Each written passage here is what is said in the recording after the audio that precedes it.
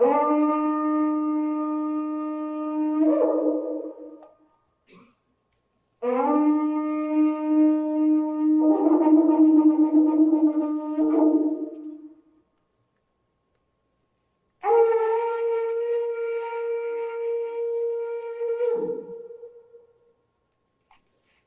you will. Well, somebody said they wanted me to home for us for 45 minutes, and I said, no way. I'm very glad this moved because I thought there would be people showing up this morning. It did remind me, though, when I went to the little place across from the museum, and it was dark, of the old experience I had many years ago when I was 11. My parents moved to Pittsburgh, but I found them.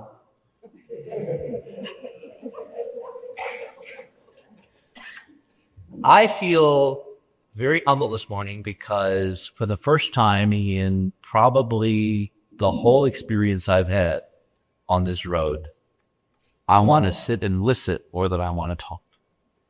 I was very upset at myself that I had to miss a lot of yesterday against my will because there were these agonizing decisions. As you are well aware, there is other stuff going on in town this weekend.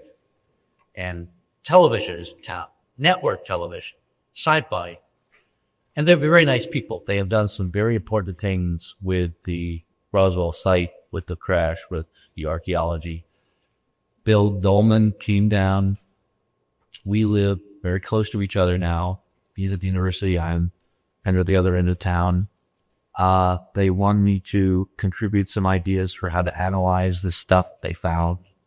And we have some really interesting ideas, I hope, about a different approach that will parallel the lab data. And the mainstream guys had their ways of doing things. My take has been really dealing with an extraterrestrial thing. It will have an extraterrestrial signature. We're going to look for the hyperdimensional signature. And we've got some really cool tests. And what they're going to give us is big labs and money to play with. So it was this agonizing, do I go and listen to David, whose book I've already read cover to cover before it was a book, or do I stay out here in the brightly hot sun with tarantulas and continue this process so we get more information? And obviously I decided on staying out. Plus there was one other little thing. The devil made me do it. When they did the dig, they tried to figure out where the thing came down and bounced, like skipping a stone across water. It's called the skip site, which if that's true, if it really did do a touch and go and then crashed 20, 30 miles beyond, that tells us something really interesting about what this thing was and the laws of physics under which it was operating that night. So I'm out there, looking and measuring and talking, and we had to come back with the rest of the group after everybody else had kind of left. We were very fortunate. I mean, this is where providence comes in, or as you would say, a meaningful coincidence is synchronicity. Because we were going to caravan out there and there were too many people for too few cars. So we wound up kind of being shuffled around, and they put Robin and myself in a car with two total strangers who just happened to be the two most important people that he could have ever connected with. They were Chuck and Debbie, who did the volunteer digging. And so we had 4 or 5 hours of conversation in a little Jeep going and coming about all background stuff that no one got to hear about the day and who did what, who found what. And anyway, Deborah and Chuck had found something. And I think that may be the most important thing we're going to get to have Mars. It is so cool.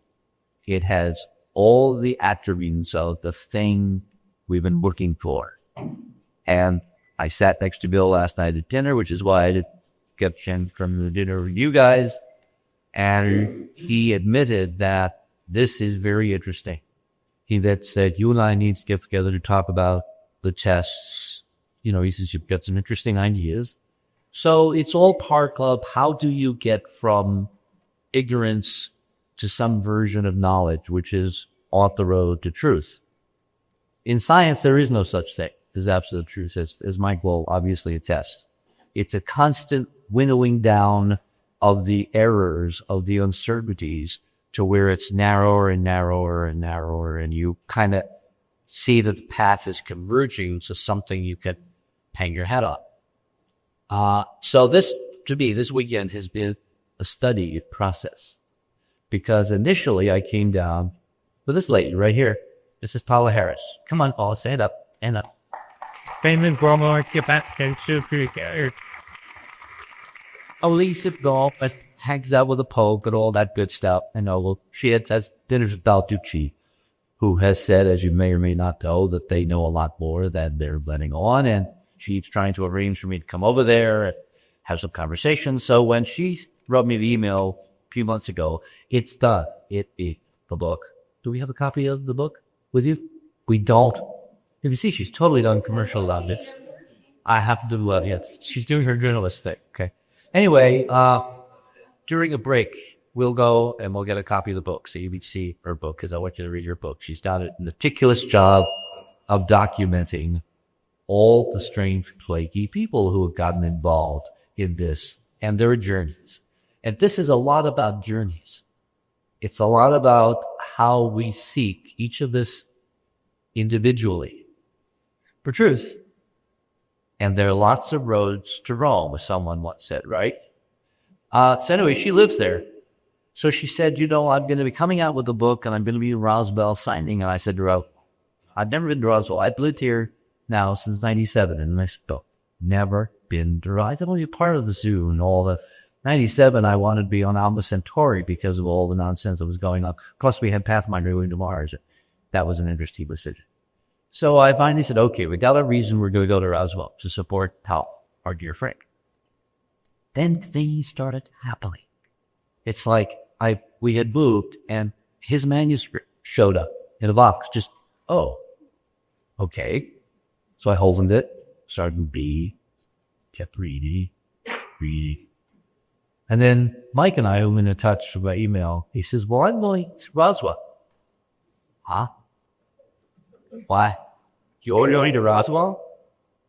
Do you know something I don't know? Anyway, so then it turned out that the guy was doing this thing. And I sent an email to Guy, and he said, well, would you like to talk to me on Sunday morning? We're having him handle. It's like the whole fire horse. Can't turn down an invitation to talk a panel.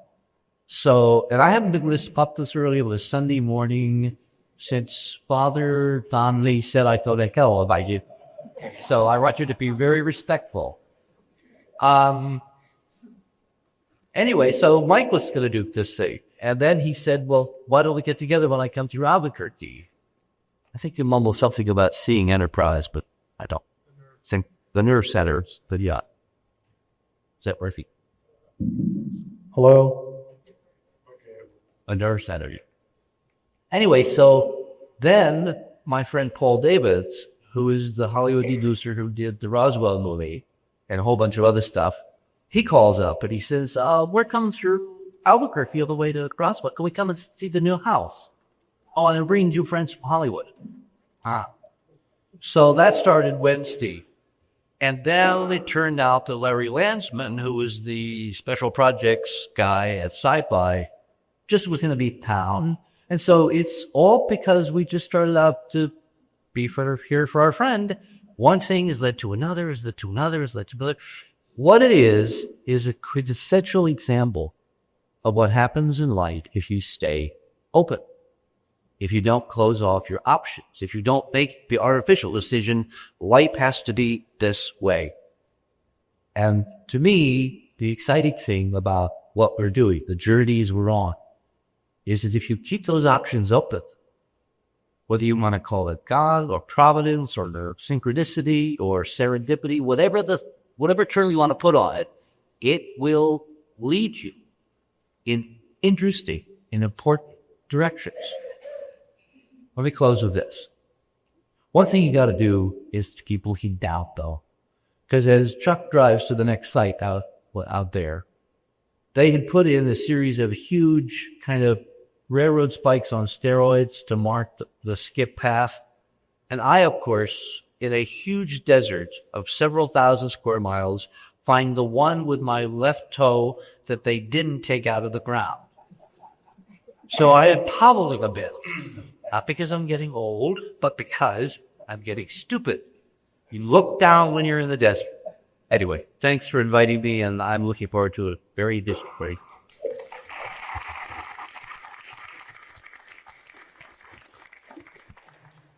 We know that start moving the questions along. And then, as Richard said, that's pretty much the way it happened. I'm sitting there on the other end going, boy, this is kind of weird. But all these things are happening. As he described, a lot of course I didn't know, but between he and myself, how it has just all gone along, the directions things have taken. I know those of us who were here for the conference, we've talked about this various times in the last couple of days, we're really, really quite pleased that everything has come together as has. This is about, this morning, an exchange of ideas and just a conversation between us, between you, a question and answer. As Richard said, we're all going to have differences of opinion. Even those of us within the conference, the original scheduled presenters, you probably gathered this by yourself already. I mean, there are divergences of opinion here, so no one is endorsing anybody else's views. We want to talk, we want to answer, we want to listen, question. And hopefully it'll stimulate questions in you. The questions you ask will stimulate us to think. I know that's happened to me already several times. So with that being said, Dave, I know, has a list of questions. I see Chris will list questions. I don't know who they're for. But Dave, why don't you fire away and ask what you like? I actually don't have questions. I make some comments. Okay. Yeah. You were talking about the synchronicity of how you ended up here. And I was thinking how interesting it plays into what I kind of discovered, put in the book. Yeah. Spiritual, occult components to history and a terrestrial connection to Mars. So, and finding that repeat over and over again seems to be the theme. And then it actually is still in play. And I opened my talk yesterday about with these topics by looking at Platonists, the Neo-Pythagoreans, people that actually availed themselves of all the annals of the history before them. And we're able to kind of find these patterns and say, there's some force out there that's guiding us. Things are lead to this point. And I see it really in action right now. And I was wondering if you ever, contemplated something like that, most of Neoplatonists, ERG, I have a different name for it, and it has to do with the experience space of the path that we've been on for, as I said, 20 generation. I can't believe I've been doing this for 20 years.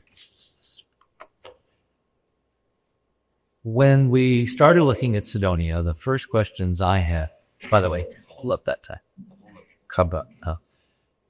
This is really an important work. You got to read. It's got some problems, got some errors. We're going to fix them. The publisher rushed out without doing the proper checking, but we're going to fix them. But this is an important document. David has done a tremendous, important piece of work here. And I'm hoping that when the errors are fixed, that it will be strong enough to withstand good intellectual criticism and move this debate beyond the is it real or is it Memorex into the what is it trying to say? Because the meaning of Sidonia to me has always been where it's at.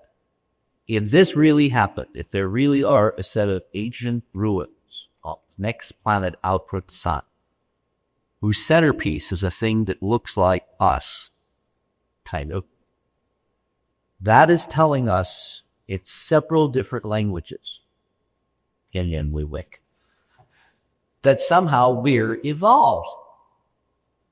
whether you're coming at it from the God and wolf, man in God's image, or you're coming at it from the evolutionary biologists like Gaylord Simpson, who claimed that if you toss the dice again, you'd never create us randomly on this planet. Whatever approach you take, the roads to Rome narrow down to where that thing should not be there unless it has some profound message for the human race. With that as a starting point, we then led into the geometries that help us prove that it's not just a random pile of rocks. And then we found in those geometries, they're not just any old geometries, they're a specific geometry, which is kind of a code, although not a deliberate code. It's just the inevitability of expressing certain precepts in a mathematical language, which turns out to be the key to a doorway, to a whole new way of looking at the universe. Now, when I say whole new, new in the 20th century or 21st, but it turns out that our 19th century brethren were beginning very seriously to look at physics and reality through that doorway. Something happened. It's like we took this left-hand turn and went off to relativity class and Einstein. That doesn't seem to be ultimately where we want to be, because that doesn't describe the whole enchilada. I can say that nice for it. Also, it's what? Good primitive. So when you asked me the question, we started out looking at this geometry as a key to the physics that would relate to stuff. What happens when I release this? Let's break, okay. It folds, all right? But then the next step was, what if this physics also is part of us? If it's somehow intricately intertwined with consciousness, with our physical presence in this dimension, with what we do, what choices are present. In other words, Jung called this set of coincidences that show up every once in a while synchronicities. And he called it meaningful coincidence. I'm beginning to think that is intimately connected with the phenomenon over in physics we call resonance. We have a lot of language. Language is very much part of structuring how we think. As this guy will tell you. And if you don't transcend the language or understand what your language is constraining you to think, you'll never get out of the box. You'll never think the unthinkable. And a lot of what we're up here all talking about is the unthinkable for most people. I mean, when I told him that I was invited years ago to be on the 700 Club, he could not believe this. Still, this. I bet tape. So I will make a copy. And I will send it to you. So thinking out of the box, if this physics is as important and as big as I think it is after spending a lot of years thinking about it, to me, is another potential explanation for why when you get on the right wavelength and you're open, when you go with the flow, as a California term used to be, things happen. Because it's about resonance. It's about, there are two qualities of vibration. There's dissonance, which is the fingernails in the blackboard. Just thinking about it is bad. And then there's resonance. Think of Gregorian chants. Think of monks with huge bells in Thailand. Think of chorus. Think of, resonance in the musical aspect of it does something to us. That's why great music is great. It's more than just art appreciation. It's in resonance with our very being. So looking at the physics of resonance, and again, we're talking the malleability length of fear. Whether you call it God or you call it resonance, the end product is, if you're open, it will guide you interesting direction. Most people, though, are not open. They think they've got a pre-plan where they're going to be on Tuesday in 2008. No, that's not the way to enjoy it and to get something out of it. It's to surf the way in a way that you keep watching. Like yesterday, you went to the site, and I've got all this mythology about the Roswell crash, right? Read all the books and know a lot of the books that talked about it endlessly with people. I get out there, and I'm seeing things that apparently nobody else were going out there the last 56 years has noticed before. Now I'm suspicious. And you should. Well, Eric's process of checking, right? But so far, I know G-Back Town has been allowed to be checking some of the stuff. And yes, no one seems to understand what that means. No one had even noticed it in a way of asking the meaning of what it means. That's because these people apparently have had so many preconceptions that they never just got looked around and said, that's weird. That doesn't fit. And what we do as scientists is to look at the things that don't fit. And what I'm trying to say is that as Einstein said, the real process of science, where it begins, is in wonder, is in asking the right questions and be open. And from other perspectives, perspective of belief or living the right kind of life, there's the same foundations, I think, because life works when you're open. Okay. End of story. Stop. I'll tell you. Yeah. I'll tell you what I've been really struck by between the work of both of you. And that is, you talk about me over as preconceptions, misconceptions, so on and so forth. I was really struck yesterday with Dave's presentation that a guy, I confess I'm an astronomy bonehead. I don't know much about precession, but it just seems to me, I do know patterns when I see. I'm not blind. And I'm struck not only by the frequency and the depth of the patterns in both Ruch's word and Dave, but what really kind of hit me was, as far as an analog, an earthly analog, that is word specific. The whole idea of Cydonia and Sidon, you're only going to find this in the Old Testament. This component of this pattern, and there were a few things that Dave said I just had never really thought of. And we'll talk about language. If you're an academic, you're taught certain rules of language. We're not going to put rules of language because language has rules. It's like a computer program, a computer language. It makes communication possible. It's not just random and chaotic and disordered and so on and so forth. But I also think that this rubric is true, and it's sort of becoming self-mantra with me, that the text can mean more than what it says in face value, and it can't mean less. To make it less means to make it meaningless. You strip away any sense of objectivity. As linguists, we're taught certain rules of etymology, we're taught rules of the grammar, we're taught rules of syntax.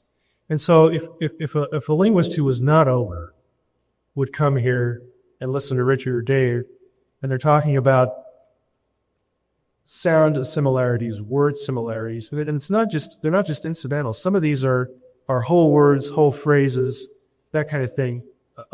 An unopened linguist would say, well, this is just ridiculous. We need to see a linguistic history documented text, all the way down to this.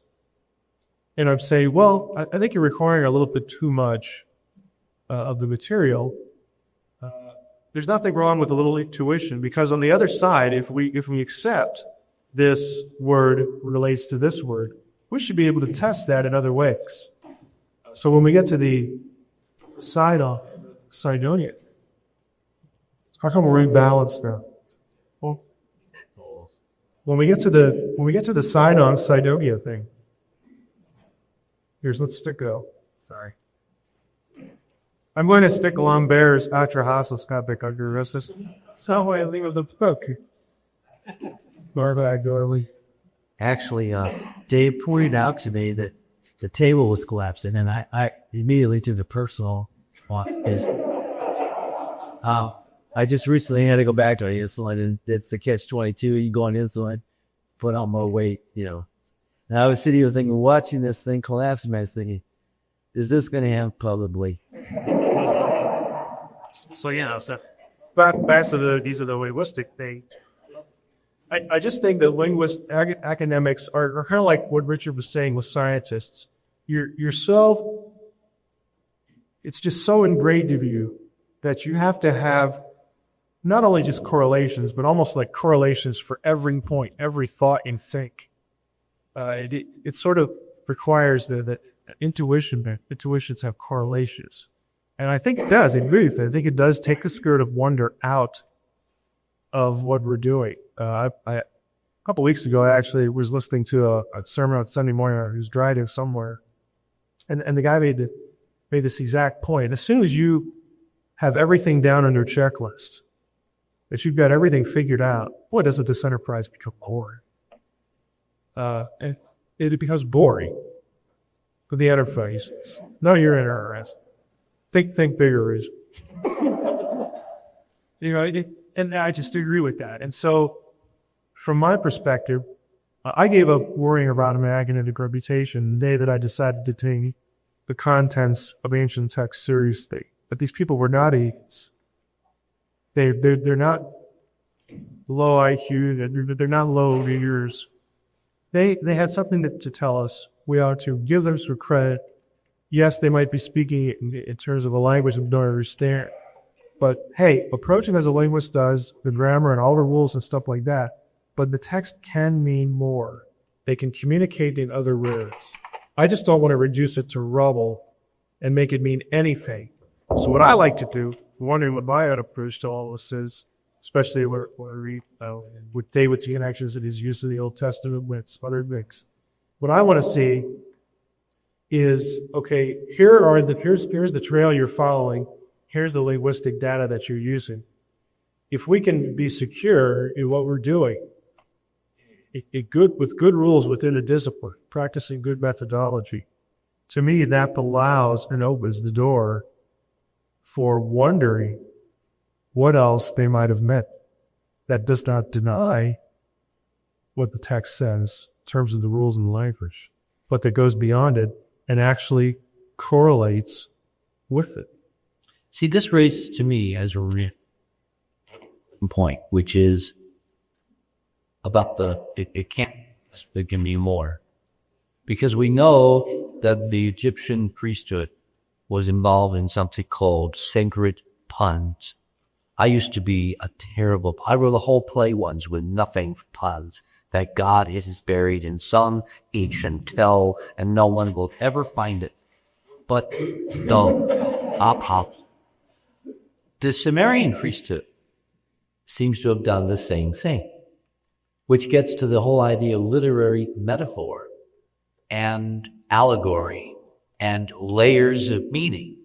My main problem with Zacharias started when I realized that Zach wouldn't know a metaphor if it bit him in a delicate part of his anatomy. And if you don't read literature as literature, where people have fun with words, even if they're, quote, priests, you're not going to get the full meaning. And so what I admire about Damon's first effort here, which will get better, is that he's gotten inside the heads of these cultures and he's put together this pattern. And the gestalt, to drag up another psychologist, is it's more than the sum of the parts. And it says there's a connection, a profound connection of the human condition with something went on up there, not that long ago, cosmically speaking. And as I've said for the last 20 years, either this is completely a boring waste of time, or it's the most important discovery of the history of mankind, and our job is to figure out which is which. So just to throw out the thought. Mom. Am I on? Okay. So to throw out another thought, something I said to Richard a couple days ago. The other neat thing that I've sort of, as I've thought about this, and again, I'm obviously relative to both these guys, I'm a newbie when it comes to this kind of thing, even though I deal with the ancient world. We're taught, again, within strict linguistic parameters. But it strikes me that if this is correct, the whole Cydonia thing, even if it's not extraterrestrial, it turns out to be some other, like it was us, it's some, pre-cataclysmic civilization or whatever. Whatever it turns out to be the source, this stuff screams design. And as a theist, of course, if you were here last night, I make no apologies for that. But as a theist, I see the poster now. Heiser. This stuff screams. But it does. I mean, within Christianity, there's an intellectual movement within Christianity called the intelligent design movement. So we've probably heard of that. And it's basically being fueled by Christian academics who teach at all the big highbrow universities in the country and overseas as well. And the big thrust is, look, questions of evolution and all this stuff aside, and many Christians would accept that. At the very heart of this, even when you get down to what Michael Behe, a biochemist at Lehigh, calls Darwin's black box. A lot of what Darwin said in that era, when his ideas gained some steam, they didn't really know much about the cell. So he calls it Darwin's black box. He says, but even with something, the unit that small, and the subunits within it, all the way down to its atomic structure, the term he uses is it's irreducible complexity that shows design. This can't happen by accident. And so I think within the Christian community, this ought to be, and I'm not going to claim it's going to be. I'd like to hope it to be, but maybe not anytime soon because of the association with Mars and this other stuff. But this ought to be something that the believing community, Jew or Christian or Muslim as well, ought to be interested in, because in my view, the other way you explain this kind of intricacy and this kind of design is a designer. So back to Aristotle's unmoved mover, the uncaused cause, that every design, you need a designer about that. The whole teleological argument in philosophy. Again, the Christian community would be at variance, or there would be different positions along the spectrum as far as the other stuff, because David's problem is going to be, as he said yesterday, that a person who's Gnostic can listen to his presentation and go, yeah, you're right on, Dave. Okay, not perhaps paying attention or tuning out the fact that, hey, there were Christians and there were Gnostics in early centuries. They had debates. There were reasons why there was a division between them. And there's a whole intellectual package in ancient texts and church fathers you can read to follow those debates. The Christian community needs to realize that Dave was not a Gnostic. Okay? And that's going to be his battle.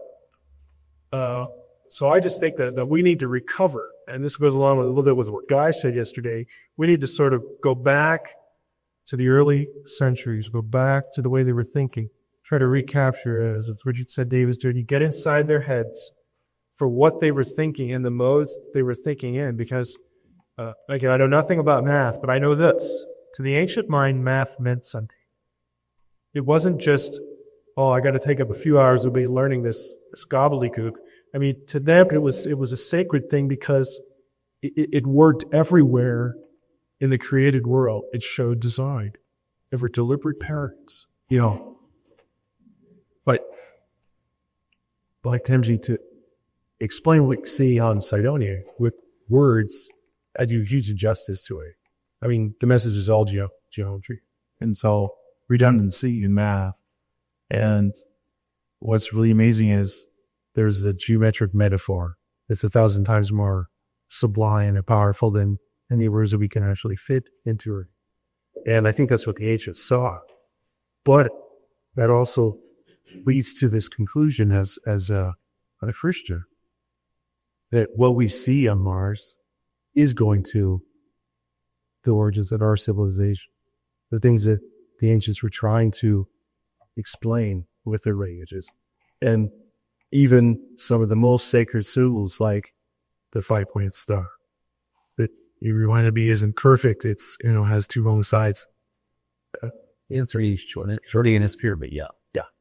But it's the image that, But see, the pyramid was used in that form to resolve 5-sided and 6-sided geometry. The 6-sided relates to the material world. The 5-sided relates to biology and consciousness. So the message in Sidonia, as we decoded it, was both. It was the inseparability of both. And you're right. That's why we wrote the paper, The Message of Sidonia. The language is geometry. Now, most of you guys, had it beaten out of you when you were in the 5th grade. I'm beginning to wonder if that wasn't deliberate. Because when you divorce people from the real language, you basically cut them off the knees. They can't ever rise above a certain level. And the elegance of Sidonia is in this geometry. Now, the other thing which is important to remember is that on Earth, this same geometry is called sacred geometry. And I now think we understand why. Because it's the quintessence of reality. It is sacred. It's the language of existence. And that's why Pythagoras, Plato, and all those guys, and the Sumerians, and the Egyptians, in ways that transcend the cuneiform hieroglyphs, were speaking the same language about existence. And who was it who said God is a geometry? Because whoever it was, he was right. And somebody is trying to tell us that 35 million miles away and across God knows how much time. Was wrong again when those. Oh, I think it's a really good put that. But Go ahead and ask your question. Shoot, I'm going to say Jane's out of nowhere. She was here at 7:30 this morning when I pulled up. So we're praising there, all right? Father, not So, Mr. Heiser, I wish you had federal double play, obviously, and trying to get this on mic. Yeah, we need a hand mic, so this is our thing.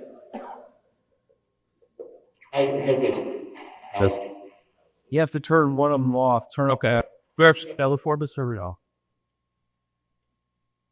Rotate spot. You go. this speaks back to becoming more open, and recognizing synchronicity. So my question was for Mr. Heiser. I'm a recently retired federal government employee and interested in learning the program.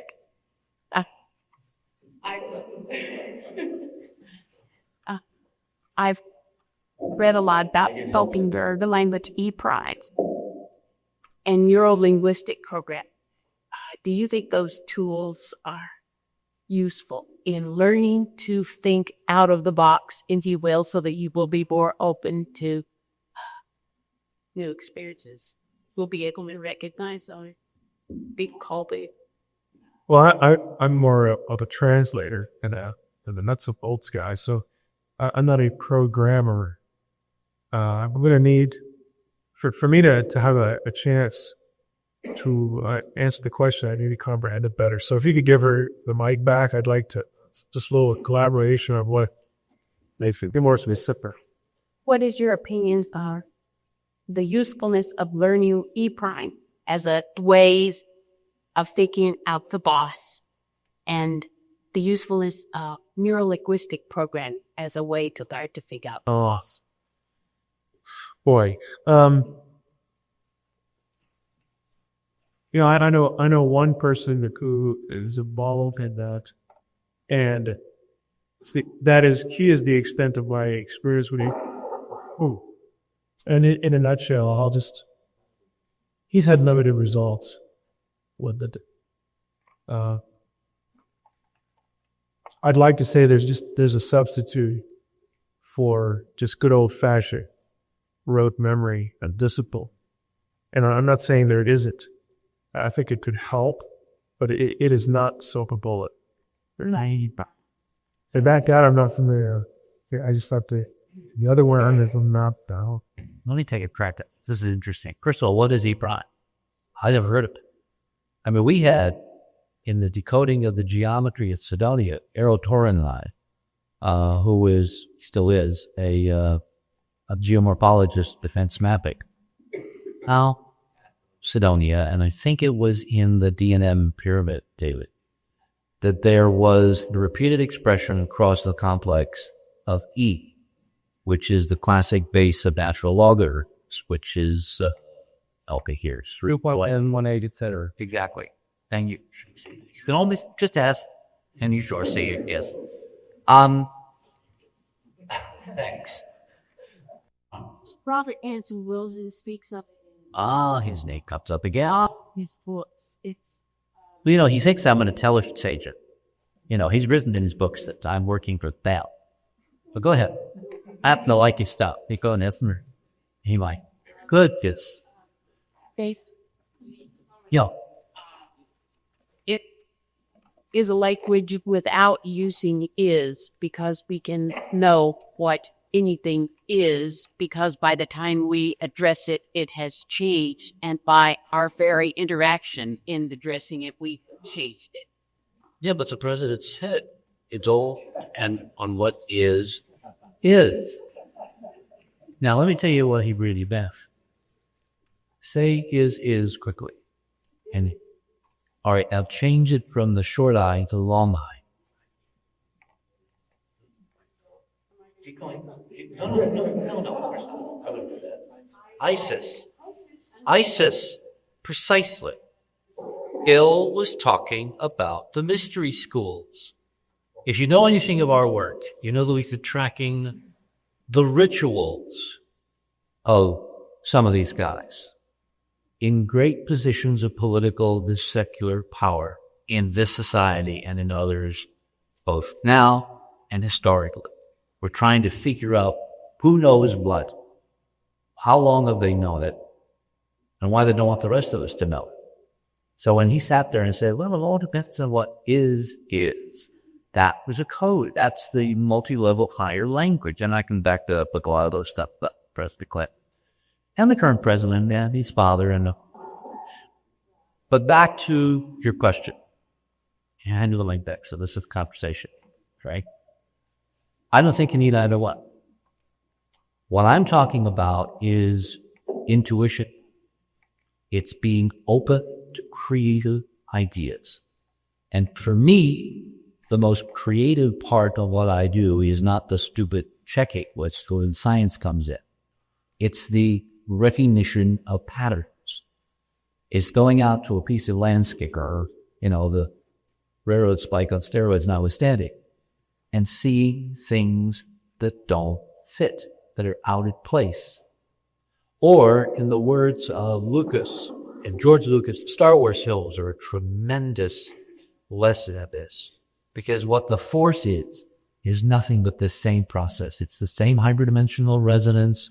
It's God leading you, trust the Force loop. That's what Lucas, who took that from Joseph Campbell, and the Knights Templar. That's what the Jedi Knights are, of course. I mean, that's all, we're all saying the same thing.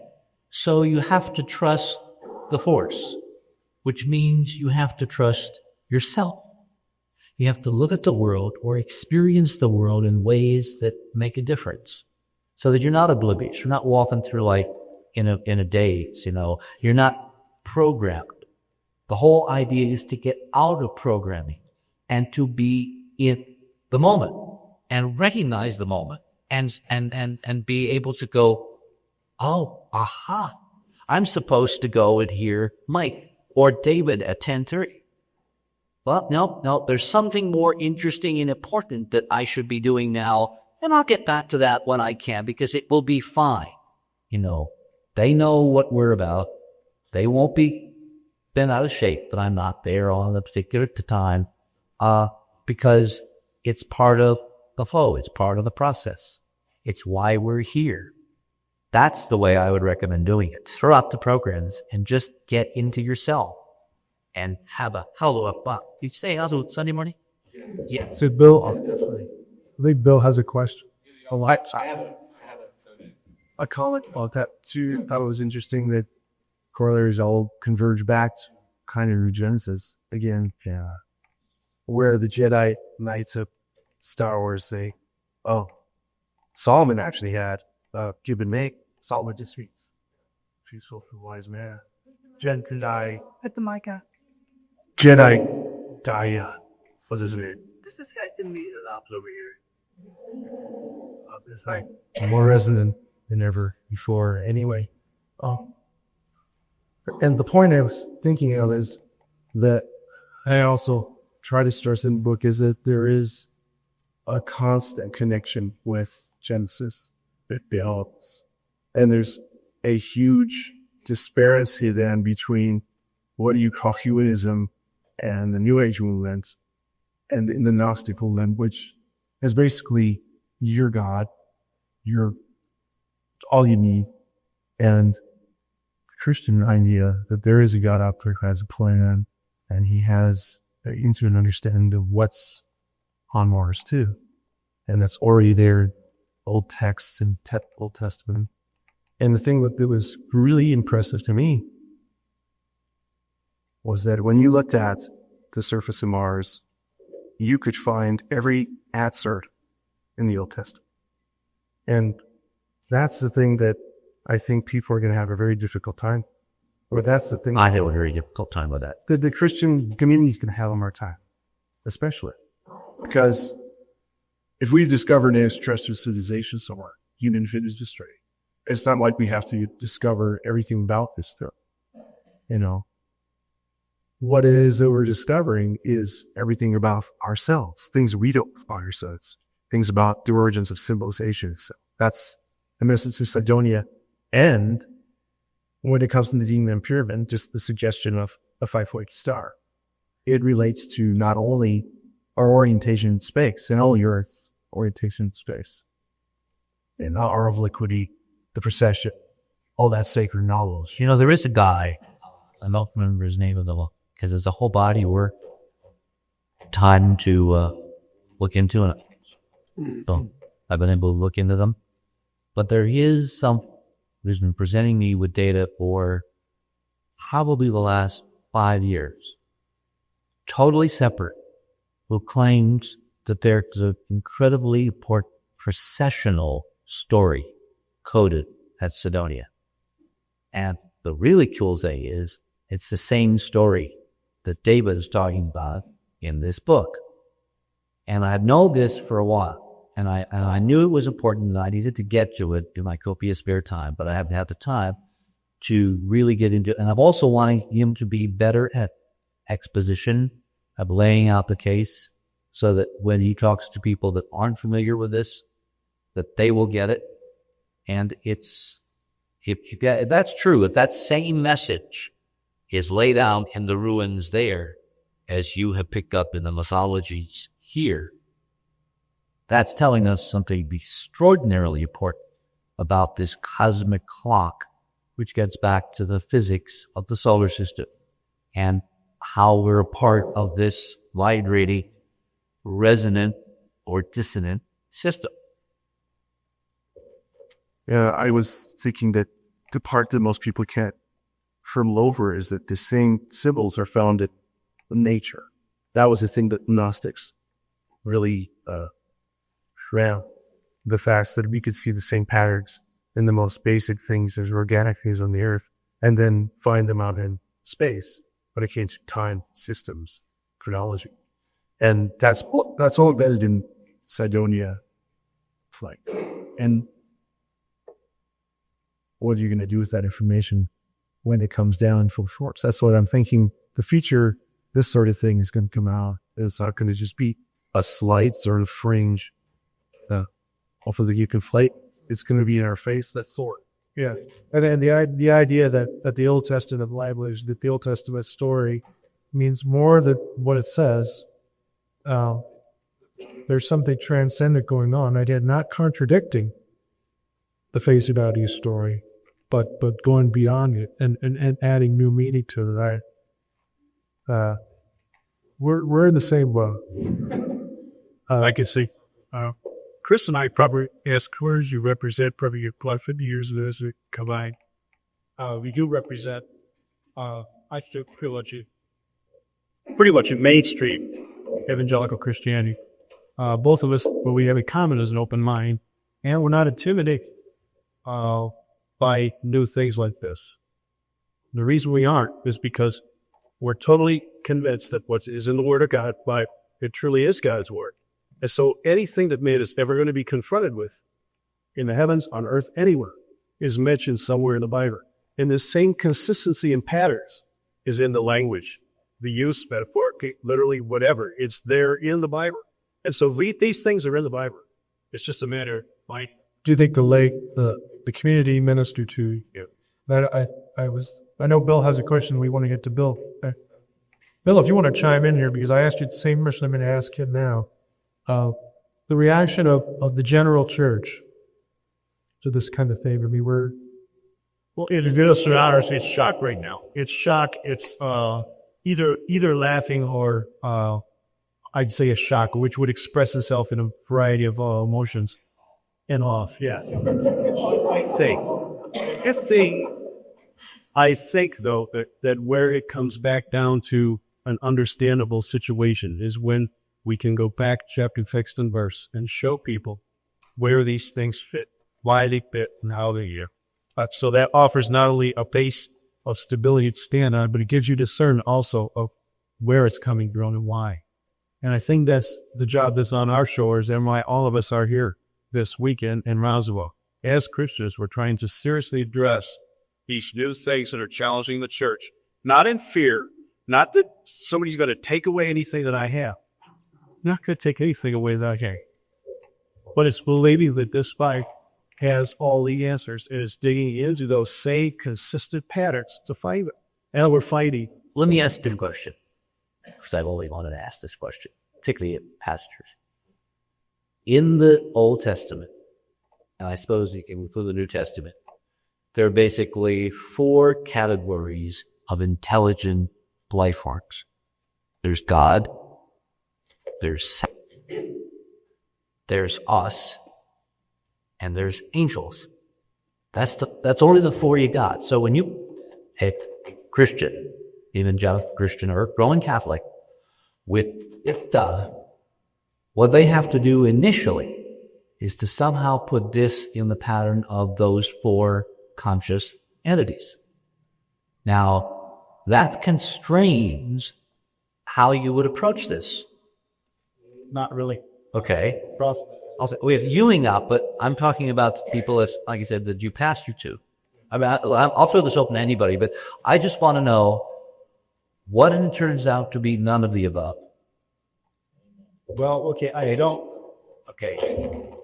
can't fully answer it, but I can just off the cuff, how do we, that is not Christianity's happy.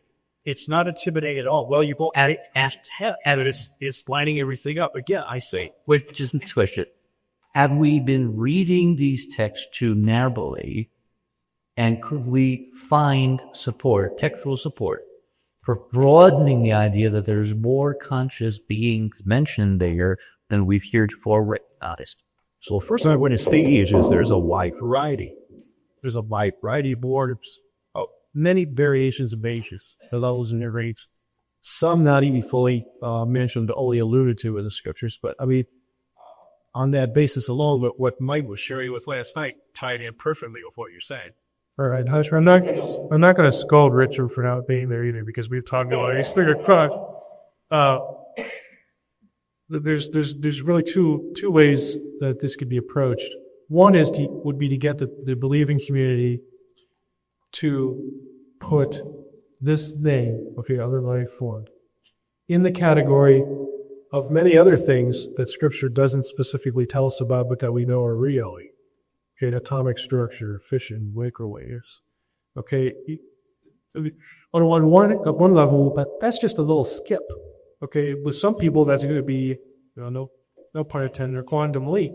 Okay, but nevertheless, it is a legitimate recategorization of the issue. The other thing about linguistic support, this goes back to, Zizista says, This goes back to the idea that the text can be more than what it says, but not less.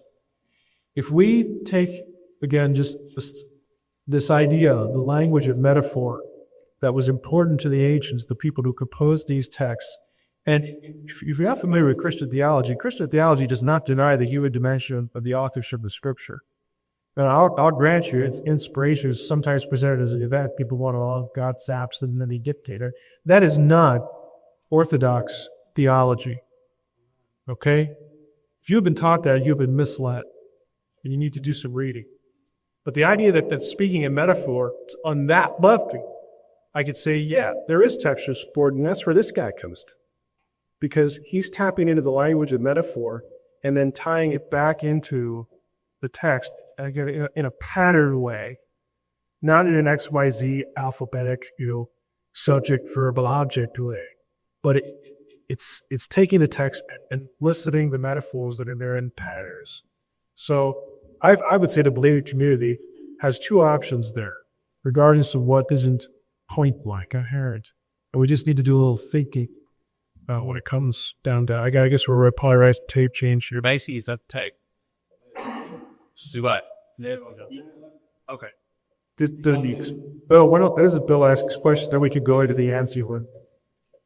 I'm a news guy, and I remember reading last year an ascent level surveyor claiming that they took the news shots of Cydonia, and this is for Dave Richard, the Ranger on as a Mars probe. What do you have to say about NASA claiming kind of polluting the reports of the face on Mars and things of that nature? Okay, it's time to change the. Yep. All right. You finished? Tell me something. It's the light. The light that burns. Oh yeah. We have it to make some but okay. Just because look like I'm in charge, so pace that remains instead of gutter as VS pet or the thunder. Just tell us, mate. Oh, do we need 30-second break? We ready to go already? Let's go. No, you're not ready yet. Last second break, yeah. Couple minutes. Just minute 6. I'll see it up. Well, that's.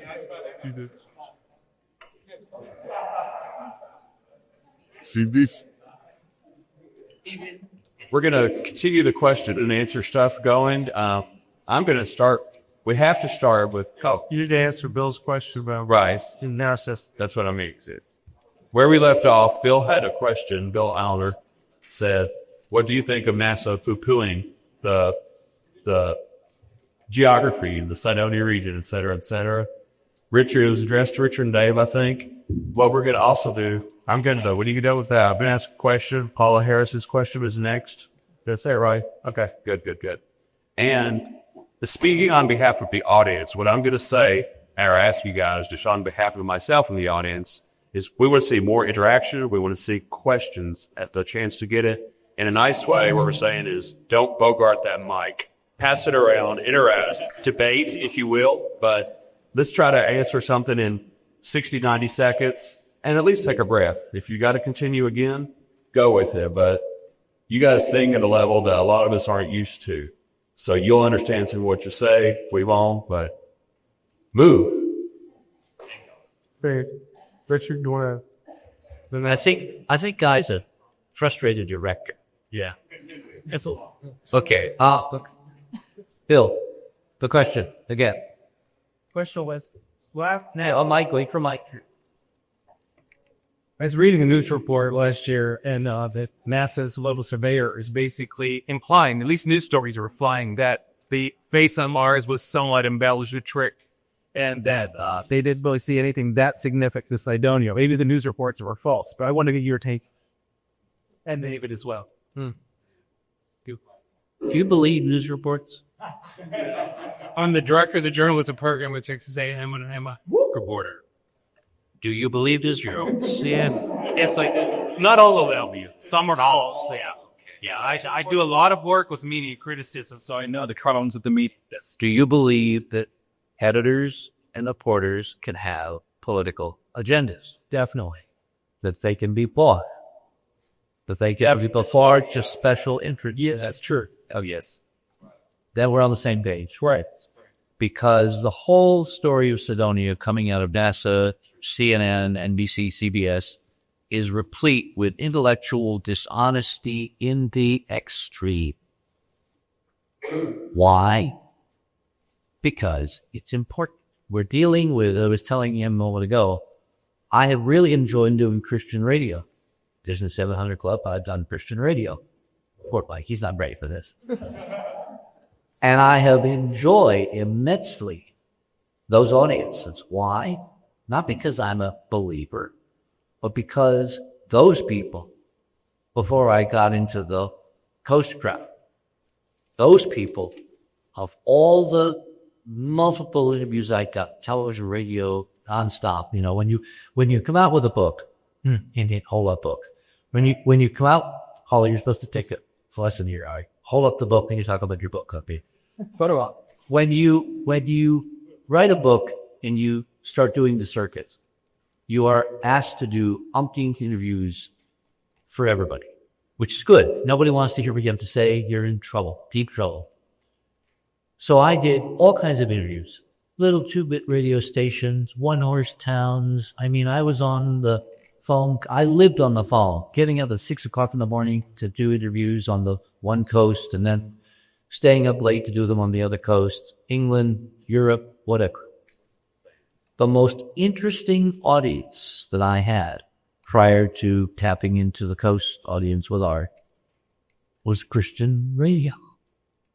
Because, that's why I'm here this morning, because I found out that these people in our society are prepared to think bigger than other people are prepared to think. And I was stunned by this because my prejudice was that Christian, extremely fundamentalist as the term is, were kind of narrow in their definition of reality. And I was pleasantly surprised to find that the rank and file, not the folks at your level. I've had some really interesting discussions that I didn't want to repeat, those people, but the rank and file, in other words, ordinary books, are desperately looking for answers. And they had a background of the infinite from which to approach this among all the audience that I was able to talk to. So I really enjoy having at it with, quote, believers. I love the scientific term, believers. It's very nice and neutral and doesn't ruffle certain feathers. But what it really gets down to is how big are you willing to think? Now, one of the cool things that I was able to do, you know, when on those programs, I would get people who say, oh, but the Bible only allows so. My favorite quote was when Jesus says, in my Father's house are many mansions. And I would turn it around and say, what do you think he meant by that? That's not a narrow point of view. A, the many, and B, the mansion part. I mean, think about that.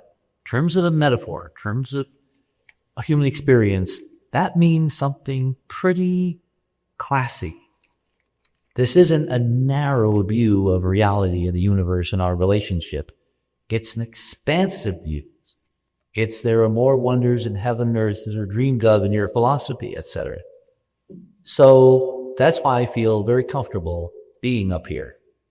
And I would love to get invitations to talk to more Christian media, because frankly, I think we've got an exquisite set of questions that need answers, and we need real people who care about the truth. You're right. You said something really good earlier, that the church, or at least our philosophy, has been limited to 4 possible classes. And just because you posed the question, Chris, what do you think it means by many mansions? After that, Dave, any thoughts on NASA? And also, Dave, I've been asked by 3 people to give you the opportunity to respond to what Richard has said, that your book has some mistakes and it needs some work. And if you have any similar or... Hey, Monuments has some mistakes or needs some work. They're always a work in progress. Exactly. It is the question that's thrown to me from the audience, though. Well, at this point, we'll be using English. So far, it's been so cerebral that I think you've lost about half our crowd here. But you're flying out a little more down to earth. First of all, I don't apologize for Richard not being there. I think you should have been here. And that's why we do these conferences. We've been doing them for years, and we're finally now being heard.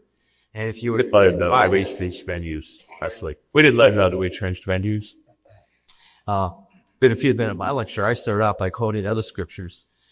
Genesis 2:1, the beginning God created the heavens and the earth and all the heavenly hosts. And that's one category is you see below down immediately. You can't get through chapter 2 of Genesis and be aware of that. And I think that you're going to find in the body of Christ that are more aware and think in great terms of greater things.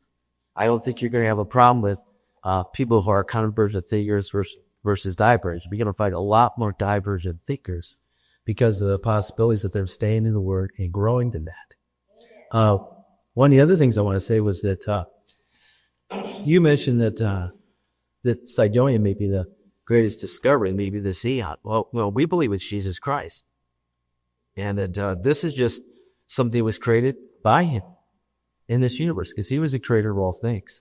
But I want to get something more important. Let's go back to Gematria because when we started doing this, maybe 6-8 years ago, one of the things we noticed was that we came out with a position that has been unchanged. Who's we? Well, Guy, Joe and I, but we have many Christians, and a whole network of web pages, Christian witnesses about how does UFOs and alien abductions fit within a Christian reality. And I have a web page that says testimonies of famous Christians, and you'd be surprised you saw on it. And I get testimonies all the time for being shit. Like who's on there? Well, Paul Crouch is on there. You'll find that Bob Larson is on there. We have many personal testimonies of very famous Christian singers and stuff that are on there. And if you go to the website, you can see it. But I don't want to get rabbit trail on that. I want to go back to its Gematria point. We have not changed our position that this is spiritual from the beginning. And when we first got into this, the community, there was things they were rejecting. First of all, you couldn't stop an abduction. Second of all, there were some Christians who seemed like they were on the other team, saying that a Christian could not be abducted. We proved Well, let's see. I don't do UFOs. Okay. What does Sidonia have to do with abduction? Let me make a point. There's a huge leak there. Okay, and I'm getting there. We're going to get to the Gematria bit. And one of the other aspects was that we have watched the ufology community, which you're a part of, whether you're adoption or not. I'm not. Well, that's what you said. Yes, that's what I say. Your site you stop me. I think I have a lot.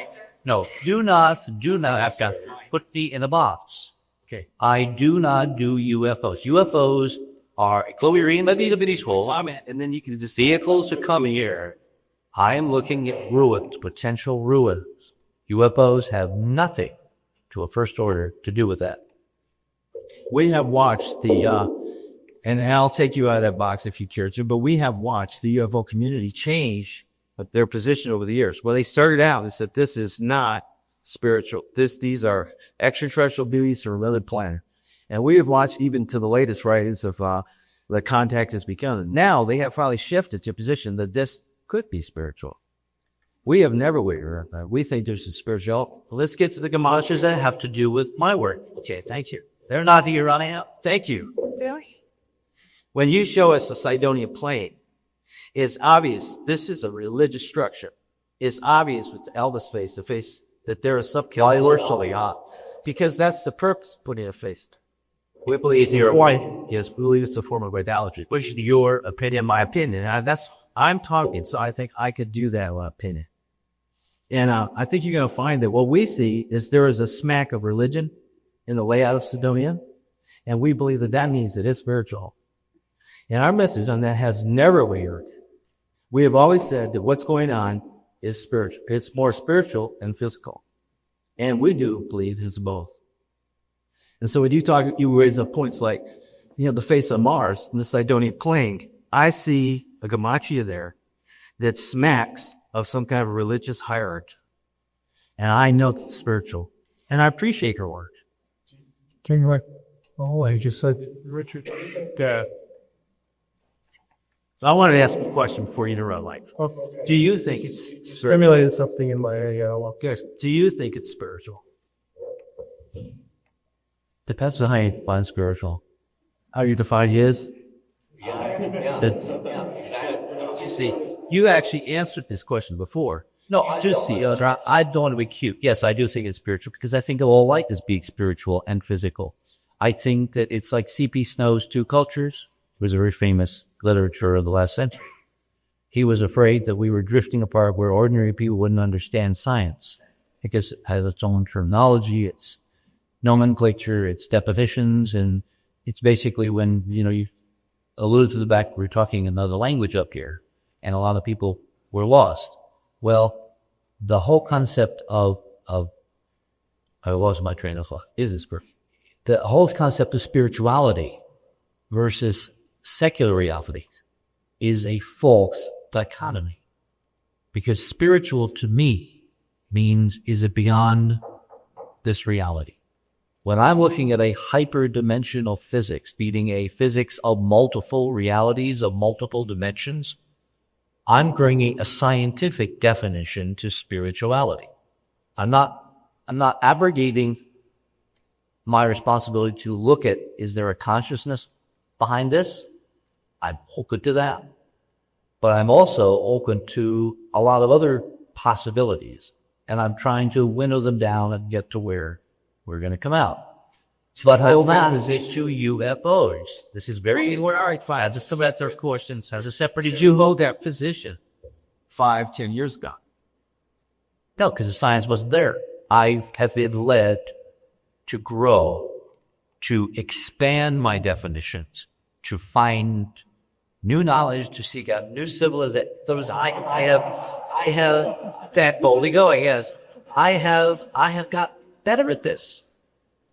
There's a really important part of life when you said we believe and we believe and we believe. Well, if you believe the same thing 5 years ago that you believe now, you haven't evolved. You haven't grown. It hasn't been open to the experience.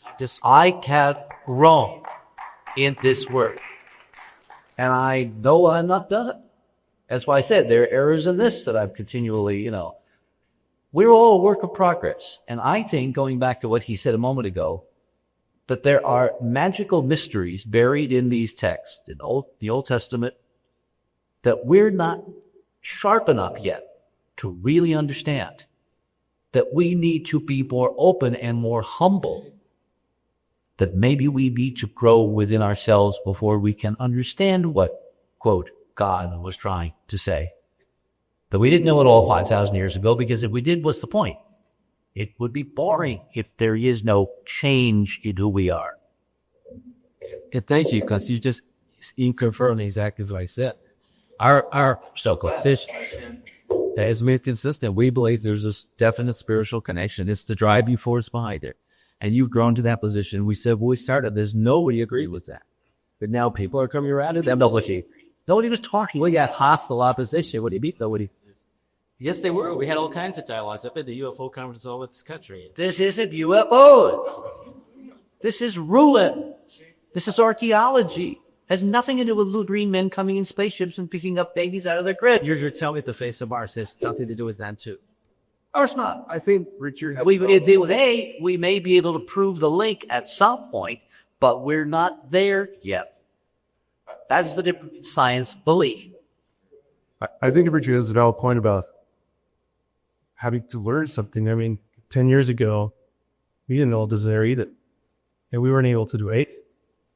well, we are now able to debate it, is Richard is actually allotted to us in the vernacular. That was your forte, bringing the information from NASA so that mainstream could look at it, see it, synthesize it, and look at the points that they might have not been able to see because it is so highfalutin, complicated. But at the same time, here's some valid points that I think maybe in the way you present them can kind of heart the actual process of looking through it. I mean, we can find an incredible amount of details in here that can Conflict with theological ideals. Groups of ideologies that, well, maybe we should look at what's really there first. I mean, it's just geometry. It's not saying anything there. it's like not the Quran. I didn't find Torah, I didn't find Bible, or, Bhagavad Gita. It's just geometry. I don't understand it now. Yeah. Good. Try to understand. So, good example of that would be the base there. Sells it.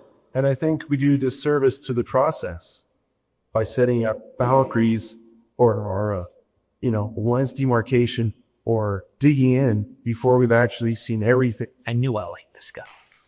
Is it that so don't shoot them? If you had these prejudice of shooting it towards Christianity, especially Christian fundamentalists, that did this with I didn't have prejudice. well, you had a bias. I had a preconception. Okay, that's a different. All right. But I was open to new experience. And so am I. But I didn't want my last statement, which I had to hold on everything, get it point across. Because for you to think that I don't think you should grow and change, because if anything, I'm known for that. So I agree with you on that issue.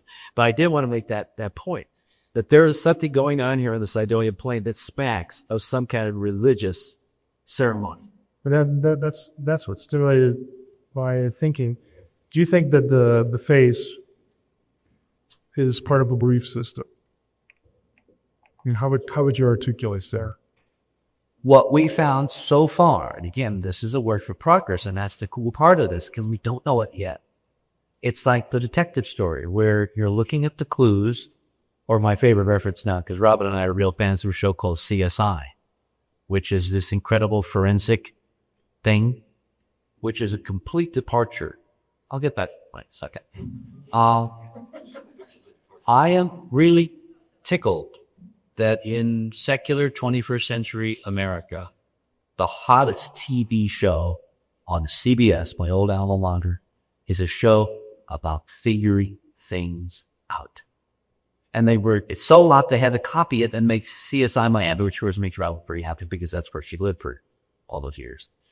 Anyway, the whole idea of asking the questions is as important as getting the answers. Because again, if you are open to the questions, you grow, you change, you become more. And that, I think, is what this is all about. It's becoming more. So we're at the moment where it's looking like there is a connection between Sidonia. By the way, when we say Sidonia, we mean the whole Mars experience. The whole planet's covered with stuff built by somebody. But Sidonia talks to us because it's got that image, the face on Mars. It turns out that it's speaking much more directly to the Central America mythologies and archaeology, like the Mayans, the Olmecs, because the duality between the hominid side, the human side, and the feline, the pussycat side, is very much there in the Olmec, in the Mayan iconography. When you look at the statues, when you look at what they believe, when you look at their friezes and all that, but we're finding it in the Sumerian. I really love the background in Gals. I mean, he's got this cool thing where the god of Mars in the Assyrian, is it? What? Yeah, well, that's a catch-all. Right, but How early has this through all? Yeah, but how early do we find it? My Sumerian, right? yeah, There's a little what is it? A bas relief or a statue or something of Nergal, who's the god of Mars, and he's got these two heads, and one of them's a pussycat. One of them is feline, the face on Mars. In other words, this is the most incredible direct evidence that we've got, totally separate from the Judeo-Christian tradition. But then you go to the Old Testament and you go to the description of the building of the temple, Solomon's temple, and you find the same symbology. Help here, the lion, Ezekiel 41, okay. I know other people who could do that, Scripture, oh yes. But that's where it is. And so we're finding it across all these cultures. Well, to me, that says this is really important. Somebody wanted to make sure we got it, but do we know what it means yet? Now, there may be you may have a definition from Scripture. I would say, do you know enough to be totally married to that definition yet? Or is it on the way to a better definition? Because we need to know more. Do you see those symbols then as religious or cultural? Well, when you say religious, I mean, ultimately, when you're asking questions about existence and who are we and what are we doing in this place and where are we going, yeah, those are religious questions, but they're more spiritual than religious. Religious to me is the institution. I am a recovering Catholic, all right? Because if it was too institutional, it was less about spirituality than it was about showing up. Now, I know that there's this phrase about 90% of life is showing up. Well, the Catholics have made an institution of that. It doesn't matter if you believe, it's just being there in that chair on Sunday morning, or else you're damned. That's not my view of God. Well, how small God is. We all agree. That's why we get there. Okay, so, well, it's not our side. It's we're all on the same side here, because I feel real resonance with people in this room that you all want to know more than you know when you walk the door. And I'm learning some interesting things. I will have left this experience this morning thinking, I know more than I did when I walked in the door. And every time you can do that, you're money ahead. So, yes, it's a spiritual because it's about reality. It's about who the heck are we? But it's not religious. And my wife, I think you eat though is that oftentimes, I think you've displayed this, is that it's oftentimes for us to see those spiritual religious things here on the planet, but when we look off planet, there's some impasses. And I just suggest to you, I don't have the impasse. I see that what you're discovering there, I mean, the first time I saw it, I knew this was a key to also reading the church. And I wanted to make one other comment because we more or less in this country idolize NASA. I've heard your voice in that past. I agree with you. And one of the things I want to say is that I personally have been minister to Haiti. I just got back to Kenya, Africa. I've seen the famous of the world. And I have to admit, it just kind of sticks in my craw that we're sending another $1 billion satellite to Mars to film Cydonia or whatever over the starving masses on this planet. And I have a problem with that. I was wondering how you feel with that. I think it's totally false argument. We've just spent how much money beating the hell out of certain people in Iraq? There are 40 wars going on. We are spending, each B-1 bomber is $500 million right there. The quest to go to Mars, which, by the way, is not to go to Cydonia. They wouldn't dare give that public. Yes, it's the quest for new information. It's the quest to enlighten the species. It is such a pittance compared to the monies we throw down the rabbit hole for things that we really shouldn't be spending the money on, which is how to better kill people. So if you want to get me into a real discussion between money for NASA or money for the DOD, I mean, the Cold War ended, a decade ago? And the Department of Defense budget now is more than it was at the height of the battle with the evil empire. You tell me the sanity in that. Well, I don't think it's irrelevant, though, to say that why should we take our culture to the stars, which people believe is our destiny, if we cannot take care of our culture here on the planet? So I don't see it as a result. We have to do both. We have to do both, and it's not taking food out of their mouths to do what we're doing in space. In fact, probably someday we will do this. I will go through chapter and verse like that of how money spent on NASA makes this culture more wealthy so we can do more for the disadvantaged among us. And I can really make that argument, but this morning is not the time to make it more documented with chapter and verse. I have a question because this is right what I was going to ask. First of all, I have a European perspective because I'm a journalist from Europe, and I can guarantee you that Richard Hoagland is not connected with UFOs. And in Europe, the scientists are studying his work a lot more than they're studying it in the United States. I ended up at his door very curious because the scientists are following his work very curiously, and I have heard Richard on the phone with all people from all over the world doing this research. I see things as interconnected. I was here to cover other stories, and I am so happy you have this panel. I thank you so much for putting this together. This, for me, has been one of the highlights of my visit to Roswell. So I have to give you a compliment here for this. Also, I needed to make that clear about Richard, because when you said that, I said, well, he's never connected with UFOs. But I will say he's in my book because of his research methods. Because I have talked to 25 researchers and they do it differently, and some of them have preconceived notions. This is the only researcher that I've ever met that spends at least 12 hours a day and gives up eating sometimes because he is obsessed with connecting the dots. And that's the thing. I'm like, look, so Richard, I did throw in commercial. The reading is about connecting these dots, being intellectually curious. And yes, and at the end of my book, there is a spiritual angle because it goes there. It is part of it. But Richard, I have to ask you, and I've got to get to the question because this is what this is all about. I wanted to make this clear. The European community is sending a probe to Mars. Okay, that I'm in Europe and that's European community. Russia all at once is sending a mission to Mars. They've done it before, but this is darn serious. It's going to be 2004.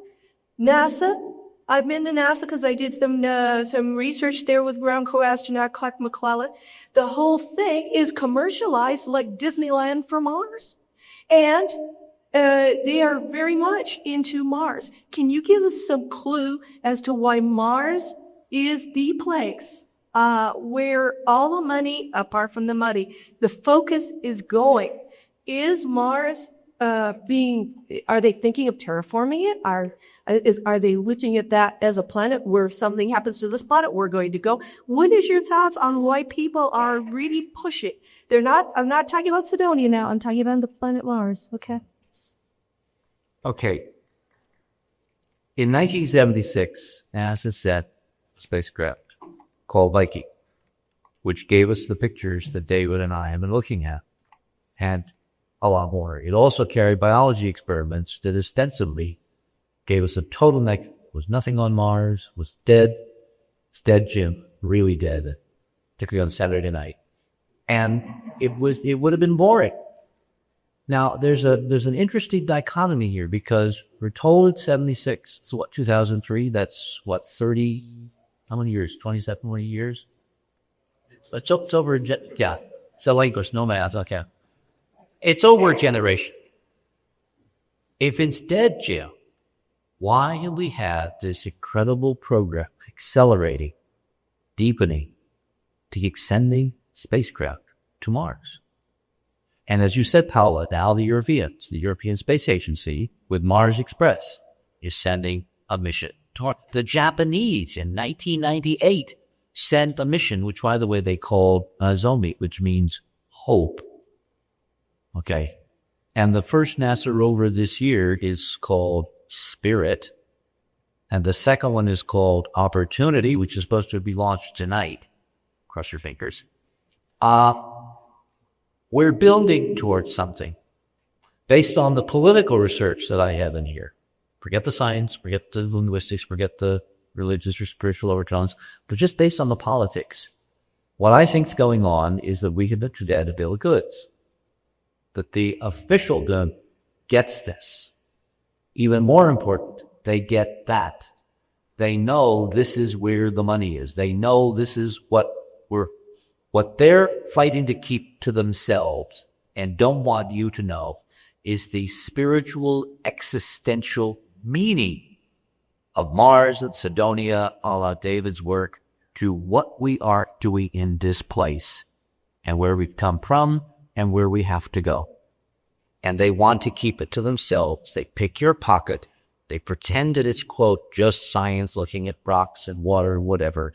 But in fact, they're looking at Mars as the genesis and the place for which they wished someday to return because of the crucial importance of this to the totality of the meaning of life for all of us.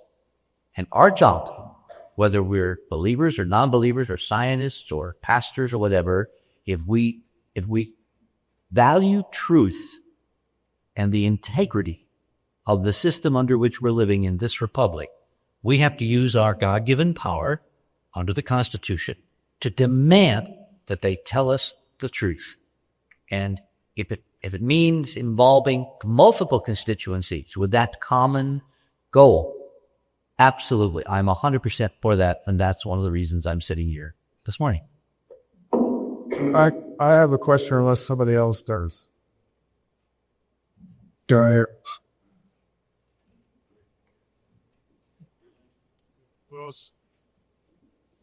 What?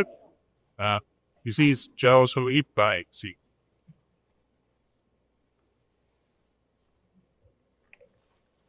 With this incontrovertible data on Mars that you essentially have presented in books over the years and everything else like this.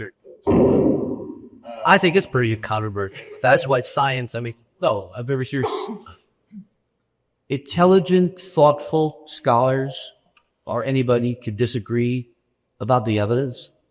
What I'm really finding really interesting this morning is that it sounds to be like there's a body of people that are willing to get to the good stuff, which is what the heck does it mean? And get past this nonsense of is it real or is it Memorex? That we're actually moving the ball down the court to where we get what's important, which is what does it mean for the human condition? What's it trying to tell us? And please, ahead of time, I do not want to offend anybody. But is it the reason that this is not getting more media attention, general media attention, and more broad attention, especially in the United States? Is it religious leaders that it's my way or no way, or is it Brookings, or what's really going on here? Because this data is incontrovertible data, in my opinion. Whose fault is it? Boy, that's a damn global conspiracy. I could give you my opinion. But I was talking much too much. So let me ask here now. Okay. Yeah, 3 opinions. Maybe with some of the information I've got in my literature, I would definitely, and I have 20 years ago, I was against any kind of concept of global conspiracies. That was for silly paranoids. With many of the information, yeah, I've had to change many things in Heiser's early history. With much of the information that I've got, I would have to definitely conclude there is a global conspiracy, and there's a lot of reasons that we will never know, and we're not going to know, because in this we will know, but it will never be believed or broadcasted on the air, because prophetically there's a certain conspiracy that is going to be played out of our hands. Now this is a word. Okay. The never part, drop that. Okay, We're making it. You ain't thinking about this. It is their attention, those who give answer this secret, that we never know. Fortunately, yes, there are those in the system that feel we have to know. Chris Carter in the X-Files was trying to tell us something profound. Aaron Sorkin in that episode of West Wing a few weeks ago was trying to tell us something profound. What the good news is we have allies in the system that feel we have to know. Now, I'm not quite sure why they want us to know, but I'm sure willing to take their help in getting us to know, and I think we're winning the war. We may lose some battles, but I've seen a progression over 20 years. I've been at 20 years. I've seen a stunning progression. And one of the progressions is we're past the is it real or is it Memorex with certain communities. And what we need to do while I'm sitting up here thinking of doing is linking up with those constituencies so we expand the conversation.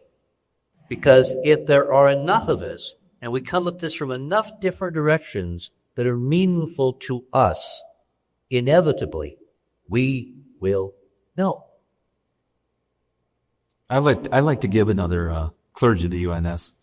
If you've read Michael's in the facade, he talks about the divine council. There it is in Fitzburgh's. And it does take place in the highest offices of the body of Christ. And I could tell you that that's not everywhere, though. It's not everywhere, the body of Christ. There are many people that are very open, very receptive to this. And I can tell you that when I first went public on the web, I was one of the few pastors that stepped forward and said, look, we need to prepare people for the fact that when God created the heavens and the earth and all the heavenly hosts thereof, we may be able to have to stop us and now to consider that the universe is not empty. And, the response I got was amazing. There are people, constitutionalists in the government, the NSA, CIA, Air Force intelligence. They contact me on a regular basis to keep us informed. They want us to know. So it's not that the information's not out there. It's that the information is systematically rejected. And I apologize on behalf of the church for that. And I personally feel that the church does own the community, our nation, and the people within the body of Christ, and apologize for that systematic denial. I would like to get back to one other thought on the Christian community's response. I'd like to use the Giza pyramids as a good example. The Giza pyramids have no iconography, no writings, no nothing on it. Yet they're always associated with all of what from a Christian perspective, the occult practices of the ancient Egyptians. There's very good evidence that they're not got anything to do with the Egyptian culture. They were probably pre-flood. They have the same consistent geometrical patterns. A Christian who very much loves the Lord has a radio program, very well known. Dr. David L. Gatherlot wrote a book about prophecy in stone relating to how this icon of the geometrics actually fits into many prophecies. And actually, the title of the book was Prophecy in Stone. There's a scripture saying that the Lord had put something in Egypt as a mark. This could very well be. But yet, there's Christians around that will not buy a little pyramid and put it on their coffee take, because it's inherently wicked or evil. My point being that with the Sidonia Mars thing, there's still not enough information. It's this, in my mind, I'm thinking, could this be a sign from God warning us of what serpent is doing because there's serpent connection to it? Or is this deception from our enemy Satan? Not enough information yet. You need to open a neutral state and wait, pray, from a Christian perspective, pray and seek out our God until there is more information. So kind of putting it in a neutral state until we get the information. But many things deviates from what we know as the Word of God, and we know that we're headed on the wrong path. So I'm letting you know that right now as far as what if us gets tested, this might be a very cool thing. I have a comment about the whole serpentine thing. I want to comment on that and use it as an example of the need to think more broadly. But then also this responsibility, the deliberate rejection of so much information. On the one hand, it's a good example of something that the believing community ought to think about and is going to have to think about. If Richard and David are correct, Nergal, if they're correct that this is part of the important Sidonian imagery, Nergal was the god of hell. Okay? He's the god of the underworld in Sumer spirit of Mesopotamian text. But now catch this. The connection between the two faces of Nergal and the two faces that Dave showed us of the cherubim in the temple. How do you mesh? How do you resolve that pattern? Okay, that's just something to think through because you want consistency. You want to honor the data that there are these motifs, these patterns. Why does it show up here, and why does something that ostensibly looks like it belongs in the same pattern group show up in a diametrically and oppositional place? I don't know if I say I have the answer to that because, quite honestly, this is just something I've learned here over the last few days. In other words, to think in terms of the cherubim, it reminded me of something that Adrian Gilbert has in his book Signs in the Sky, when he talks about astrology. And it began trying to use that word in a neutral sense because both Jews and Christians, at least in the early periods of church history, practiced a form of astrology. I know a guy who did his dissertation on zodiac mosaics in synagogues. Okay, it's there. They were very careful to avoid the certain prohibitions of Deuteronomy and give glory to the God of heaven, and that was the key difference. But inherently, this whole system of knowledge that David is tapping into, they understood this. They understood this and had a meaning for that. So that's why I'm saying I think we need to recontextualize these sorts of things. And there's a reason why the image is used here, it's used over here. My guess would be that oftentimes when the Old Testament, when the Bible adopts pagan imagery, it's for either an apologetic or a polemic point. And I'm not going to say that I know what that is, again, because it's just something new that I have to think about. We'll segue into the whole comment about who's responsible for this. My perspective as a Christian academic is this, and what I'm going to say is not terribly flattering. I think that on the academic level, and where pastors have spoken to the lay level, but on the academic level, I think that Christian academics have bought into the myth of academic respectability. That is, if we go get our degrees from universities, and I know lots of people that have lots of degrees from lots of universities, Ivy League, you name it, I can find you somebody that I know that has a degree in something somewhere from one of those places. But the trick is that it is not about who's smart or who's dumb, or who's smarter. It's always about presuppositions and your preconceptions. And mine are very simple. I believe there's a God. Since I believe there's a God, I believe he can actually do something. Because I don't was a point. And then I have a list of things that I'm quite sure that he's done. Because he's parent for general revelation, we use a biological term, just for creation, this kind of thing. This isn't accidental. It screams design, as I've said before. There are certain presuppositions that go into this, but based on those presuppositions, I'm willing to think along those lines, regardless of what faculty or university scholar or friend that I had who has X, Y, Z degree, regardless of what he may think, because we're back to the old, if you just stop with what's black and white, you lose the sense of wonder, you lose the interest. Quite frankly, it is terribly dull to me. I'm a big believer in what I call reimagining orthodoxy. And I don't mean changing the orthodox. What I mean is, I give the church fathers the credit for the positions they've staked out. They were incredible intellects, far surpassing anything we're going to see anytime soon. All right? But I want to see if they've rooted it in the text. And as I see that they have, I know what the boundaries are. I know where the A and the B and the C is at. But how the church has articulated getting to those points, I think in many ways is flawed. And it does not answer questions. You said you're a recovering Catholic. Undoubtedly, you had questions. And you probably had the frustrating experience, I know I did, I'm sure I'm not speaking a lot here, of asking questions of your spiritual authority figures, and they were utterly clueless. I mean, they just had no idea, and if they just, you'd be perceived as a threat or whatever. I mean, I've already lost one job at academia because I either asked too many questions or I asked my students to ask too many questions. So I've been down that road. I know what that's all about. But I just think that we need to be willing to look at God as being. We need to look at God and what He's produced in Revelation as not being static. Why do we expect the text, if we really believe that He gave it to humanity through people for posterity, He gave us truth? If we really believe this, why do we assume it's so static and so uncreative? Well, He's not. Why would we make that assumption?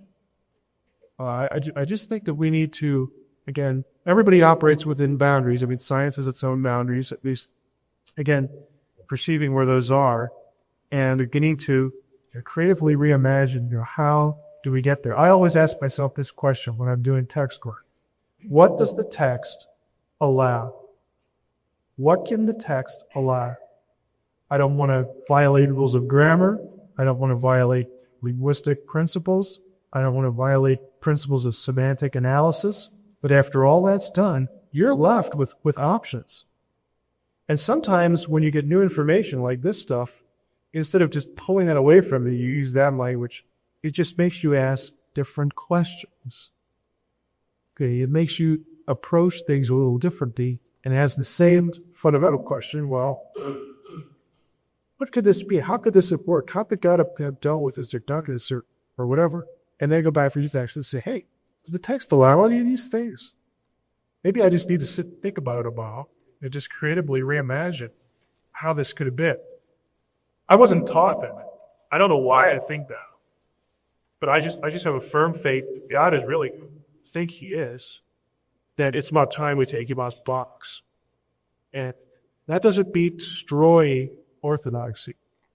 Okay, that means getting out of the box, taking a look at the box, where the boundaries are, and creatively doing theology, doing textually, so that the box is not only comprehensible and transmittable to the next generations, but it's also intellectually honest and it's defensible. Let me take a radical, absolutely, and let me take a radical left turn here.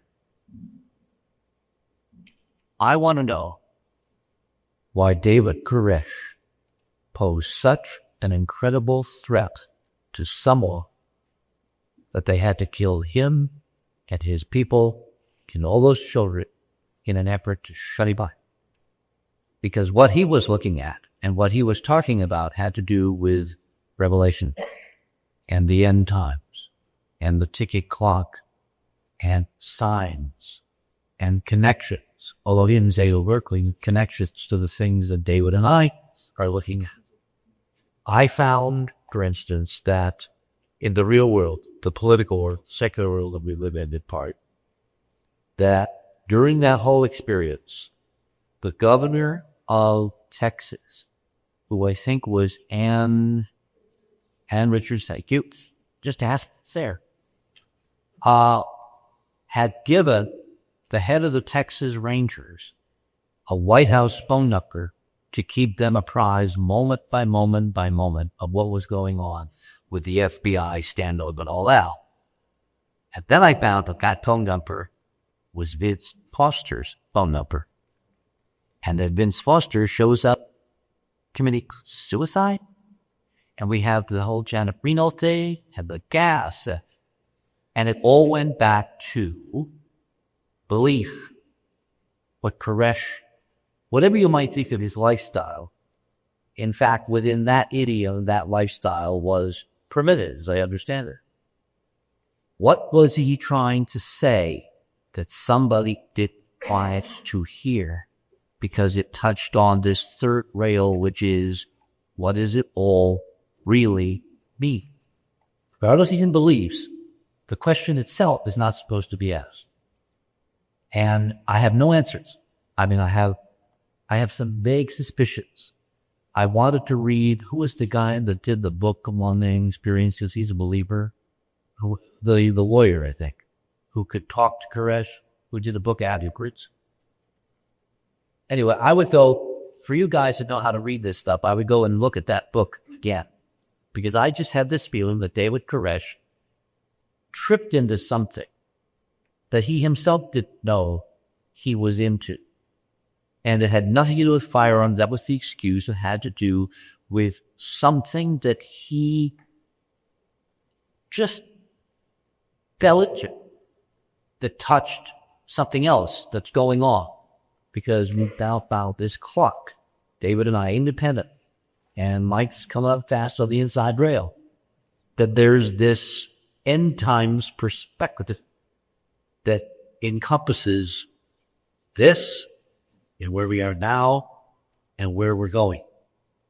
And I'm not big enough or have enough knowledge to crack the code, but the folks that you are and who you talk to, you already have that database. So when we bring these two things together, maybe we'll have an inspiration of what that all, because that was bizarre.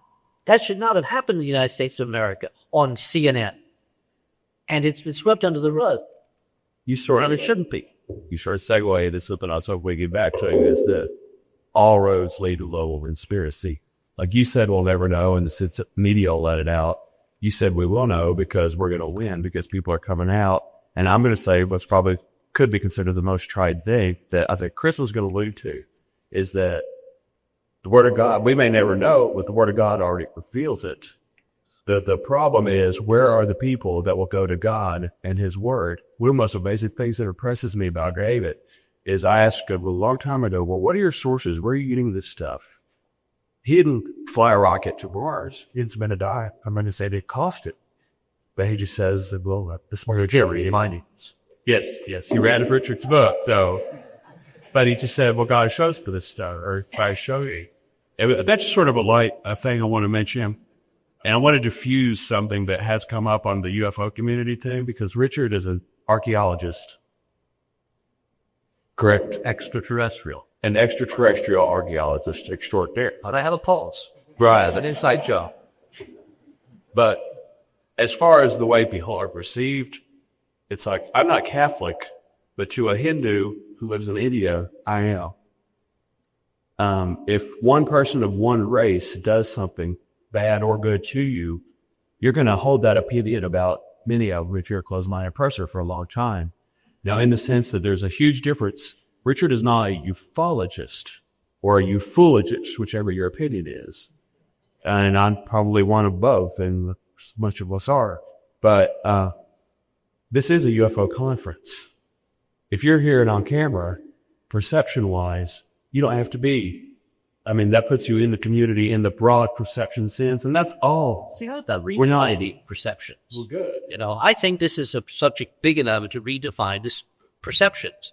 To me, the idea of you call this ancient of days, that links terrestrial ancientness, this ancientness, the concept of days, meaning there's a clock ticking. I mean, it was elegant tidings. Probably was drawn from some scripture. It's Jesus. It had nothing to do with UFOs.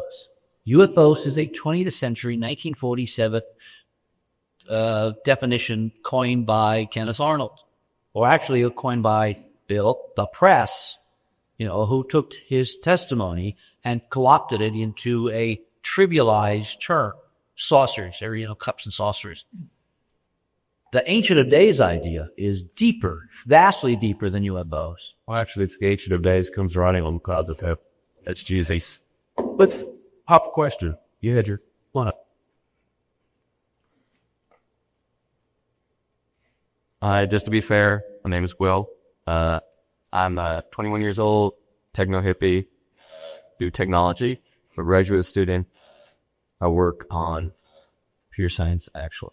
And what I can tell you is I am actually working on some NASA projects. Basically, what it comes down to is just like everybody else here, okay, we've all been sent for a reason to talk about stuff. I just have a little dot, as Paulo would put it, to throw into the hat. And I want to get as many opinions about it as possible without giving my own opinion, just giving, casual data of what I'm working. And I'm not authorized to say a whole lot, but what I can say is that, Hal is just about done. Just about done. And, partially responsible for this, at least involved in it. So, I have scientific proof, available to me. And so, this is going to change everything that it is the end times. And so, without giving my opinion of how it's going to affect us, because of course that would affect y'all's interpretation to this. How is this going to fit into, whoever wants to give comments about this? And this is going to change absolutely everything in probably close to the immediate future. Just let everybody know. That's it. The question is, how is this going to fit into, artificial intelligence? How the hell's and all that stuff what it is? On artificial intelligence, computers with brains and feelings that can outthink what they're programmed to do. Will they turn over the world, rise of the machines, etc.? Richard Dolan, excellent UFO researcher, by the way. He has a talk on, he believes extraterrestrials possibly could be artificial intelligence plants. It's just interesting theory, but that's all I've got on that. I'll shut it. Well, Mike Heiser's talk yesterday on what distinguished human beings as being in the image of God. I think the paradigm of intelligence seems to be the overriding one, because I know I used to think that way, and I know a large part of the theological community thinks that way. So if you're talking about artificial intelligence, I think that was the question that was raised by Spielberg and Kubrick, because you're looking at this idea that artificial intelligence can someday, just by some deduction, reach the levels that we have in the all humanity, asking questions, becoming self-aware, having emotions, that sort of thing. That's a possibility. So then where does the individuality, the soul, that sort of thing, where does that fit in? And that's a huge debate for the end times too. I think it segues into it because then we're asking questions like, is whole theological structure somehow flawed? And the reason I think the Sidonian enigma fits into this so well too is because it throws huge problems into the theological status quo. You have people who've always thought that this is the only place that really has civilization to the extent that we can think and interact and we have communication with God, and everything outside of it fits in a different sort of qualification. They're angels or there's something else, but we don't have to worry about it. What Sidonia says is that everything about how we actually think, how civilization has been structured and formatted, how all our philosophies have been designed, somehow were found in these destroyed structures. They were before us, obviously. It's easy to deduce that there was a civilization there that perished before ours did. So I think it all fits together in this sort of a in-time wave.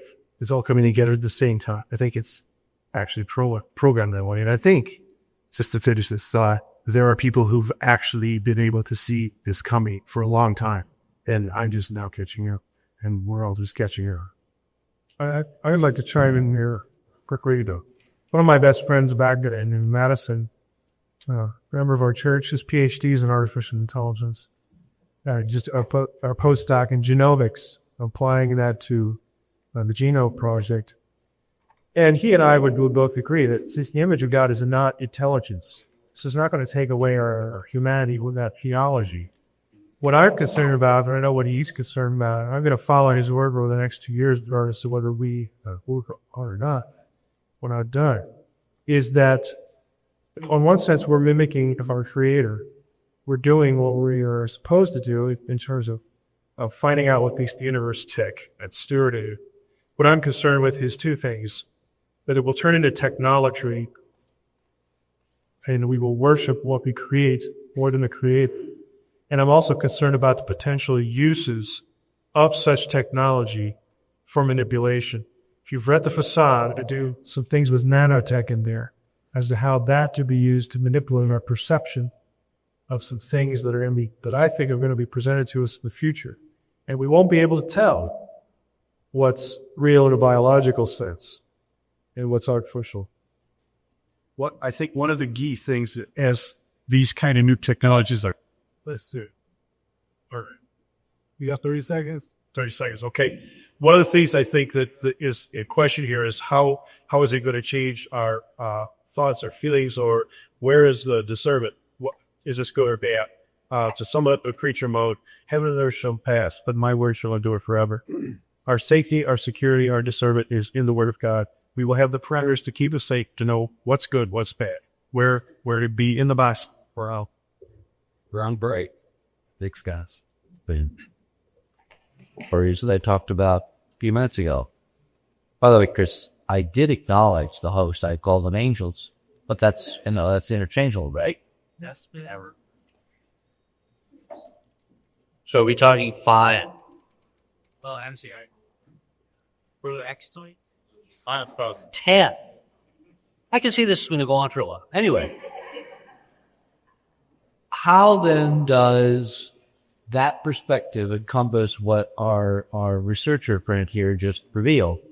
That apparently at the federal level, there have been, I knew Marvin Minsky, who was the artificial intelligence guy at MIT several years ago. We became very good friends. You stayed at his house. He was tutoring me in all kinds of this, when I was in PZM back in Springfield, all kinds of developing approaches to AI long before it became a household word. among certain people. I was very interested to see what Spielberg would do with Stanley Kubrick's vision in the film. I strongly commend that you all go and rent the DVD or the tape or whatever of AI. We got to see it again because Kubrick started and Stan and Spielberg finished another dense, multi-layered message about really important stuff. Because if one creates true artificial intelligence, everything, the question is it creation or is it allowance? Because in the model of the physics that we're working on, the hyperdimensional model, we're not really up here this way. You guys aren't really out there. This is all a kind of a virtual reality projection from higher realities that is allowed to be channeled through, I hate that term, gated would be another term, communicated, transmitted. No, revealed to me is too narrow. I'm taking information theory here, which is something that we can talk about. He and I we're gonna actually take this on the road. We're gonna do panels all over the country, and we're gonna get really full fit. So I have had a lot of fun, and I love the debate because it's in the spirit of good fellowship. You know, we respect each other's approach, but we don't have to agree on everything. And out of disagreement comes insight. It's part of that process, that path. Anyway, back to our friend here. He's telling us that in the wings, how the HAL 9000 that my dear friend Arthur Clarke at Stanley Kubrick projected 35 years ago now is essentially here. But that's not bad. They missed by what, 2 years? Not bad. But isn't the creation of intelligence or the creation of the matrix, oh, there's a loaded term, for its appearance in our reality? I always used to argue with Marvin that if they were trying to create basically a computer with ones and zeros, it would be intelligent. It would never happen.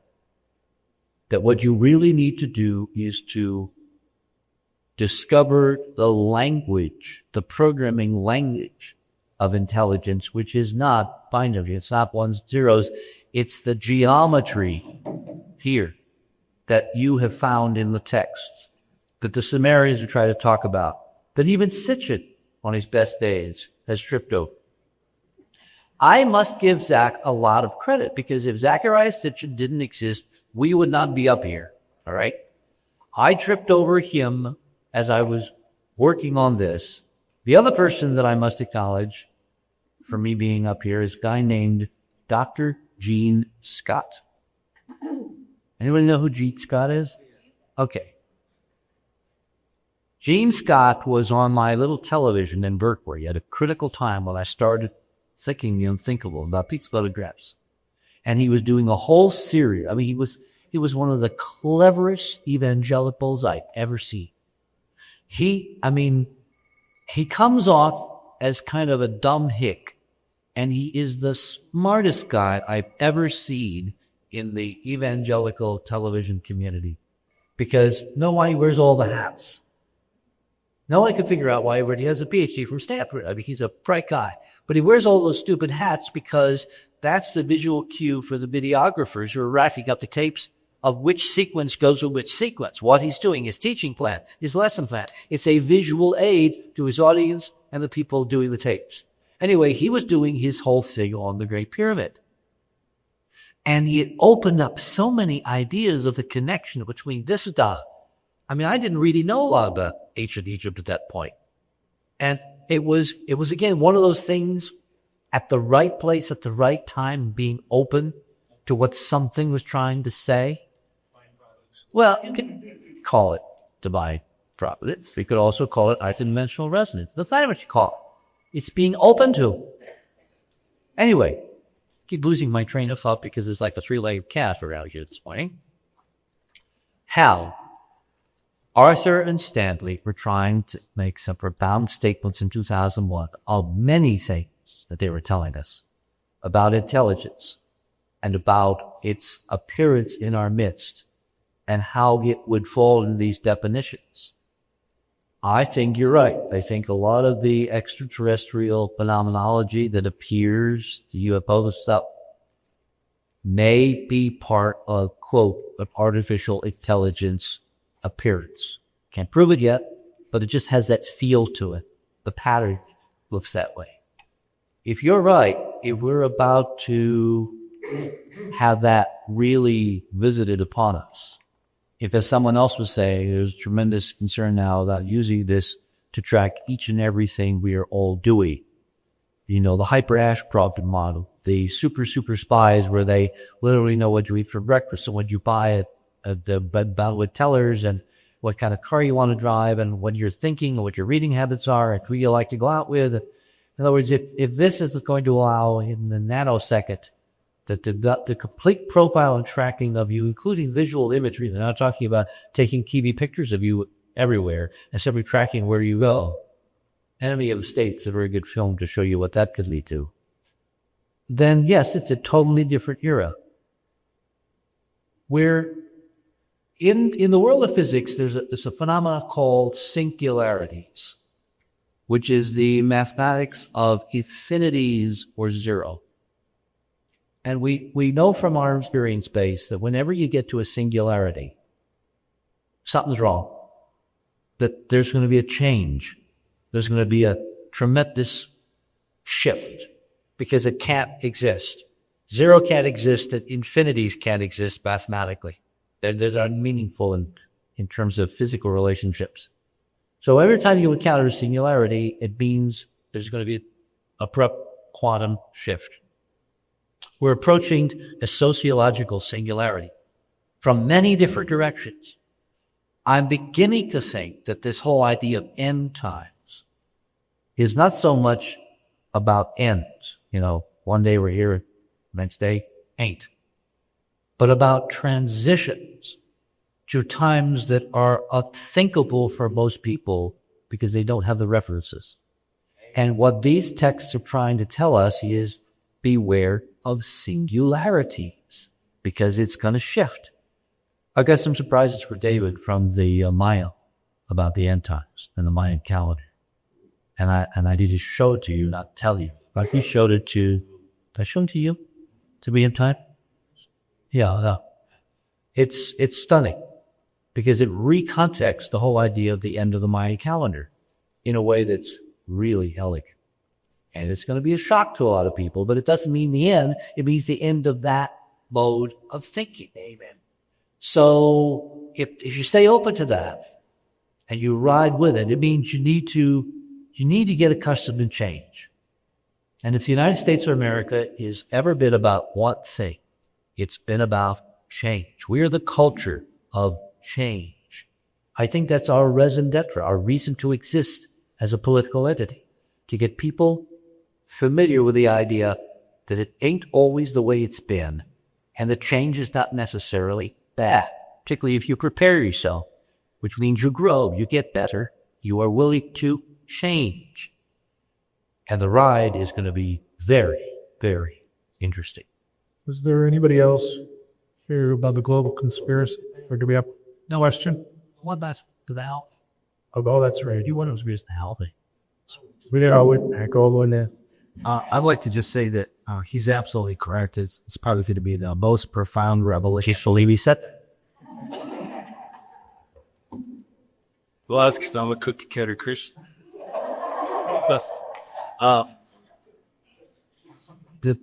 But I want to point out that just as there are geniuses involved with AI, there are also geniuses involved with media and in spirituality that are prepared for us. And it's going to change everything.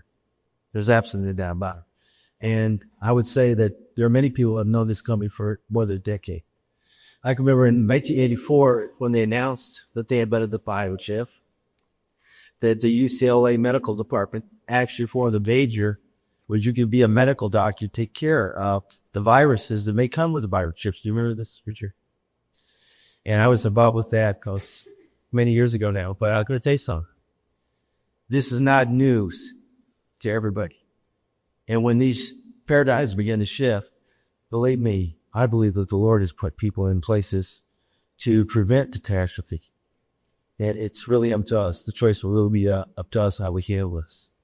And that's why, even in the spiritual community, we need to do things like this and go more public and share these ideas, because we believe that everything we've talked about here today and this weekend is in the Bible.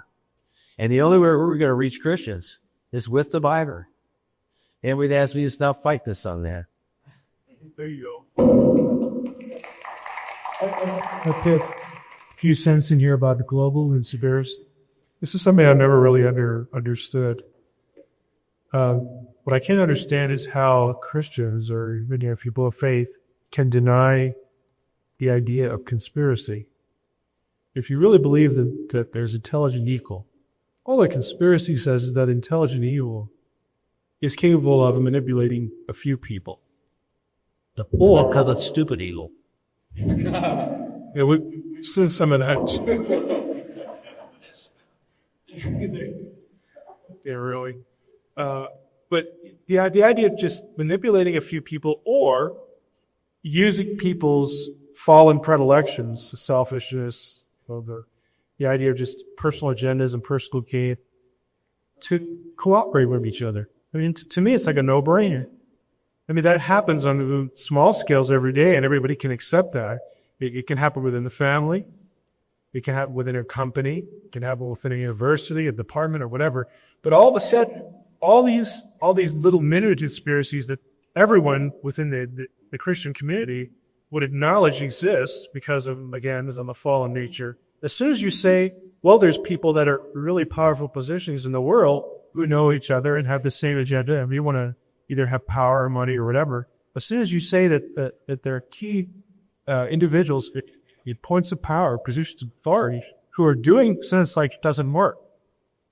I mean, to me, that's just a logical theology aside. I don't get it. And I think this is my intuition here. This is not something I could prove. But I've said this on a number of occasions. I think I said it once already here. I think it's because the believing community seems to be, instead of the people most in tune with the idea of the supernatural, we seem to be the least inclined to actually accept it. Because there's just this almost like fear. Can I say this again? But the people who that was cool.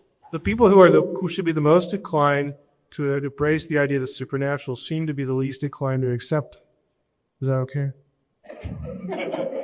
But it's just this impression I get that we like the supernatural when it's God or it's angels, and then they're right here with us, working with us. But evil's over there, somewhere over there with the rapist, with the drug addict, something like that. I mean, some just overt form of violence, and maybe it's just media or Hollywood or something like that, as opposed to an active, malevolent intelligence that just wants to collude with people that are useful to a preconceived agenda. I mean, if we really believe this theologically, what's the stumbling block? I don't get it, but that's my intuition. That's the theology of Hollywood. Yes, I saw it. I saw The Exorcist. Now I am a demonologist. Yep. That's how people think. I saw Damien Omen too. Now I'm an eschatologist. I know what the Catholic, idea of the Revelation. I read Revelation once. I didn't have a clue about it, but now I'm a theologian somehow. And I'm always wrestling with people who don't want to look at the idea that maybe the word church itself actually comes from in the etymological root for Circe and the daughter of Hios, things like that. Why are we always using these words that actually don't really mean what we think they do? Well, it comes from circle. Circe is circle.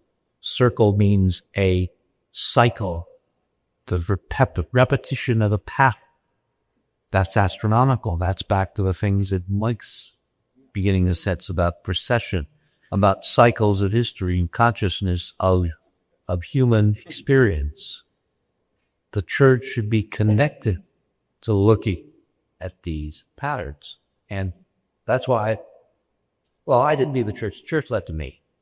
because I wanted to continue to look for the patterns, and they were not interested, folks that I talked to. They have their dogma, and don't confuse new facts, particularly new facts. In Christian circles too, you come against the idea that hell is somewhere in the abyss underground somewhere, or another ethereal sort of idea. But the biblical text says it actually exists in the atmosphere around the earth, or extends outward from the earth.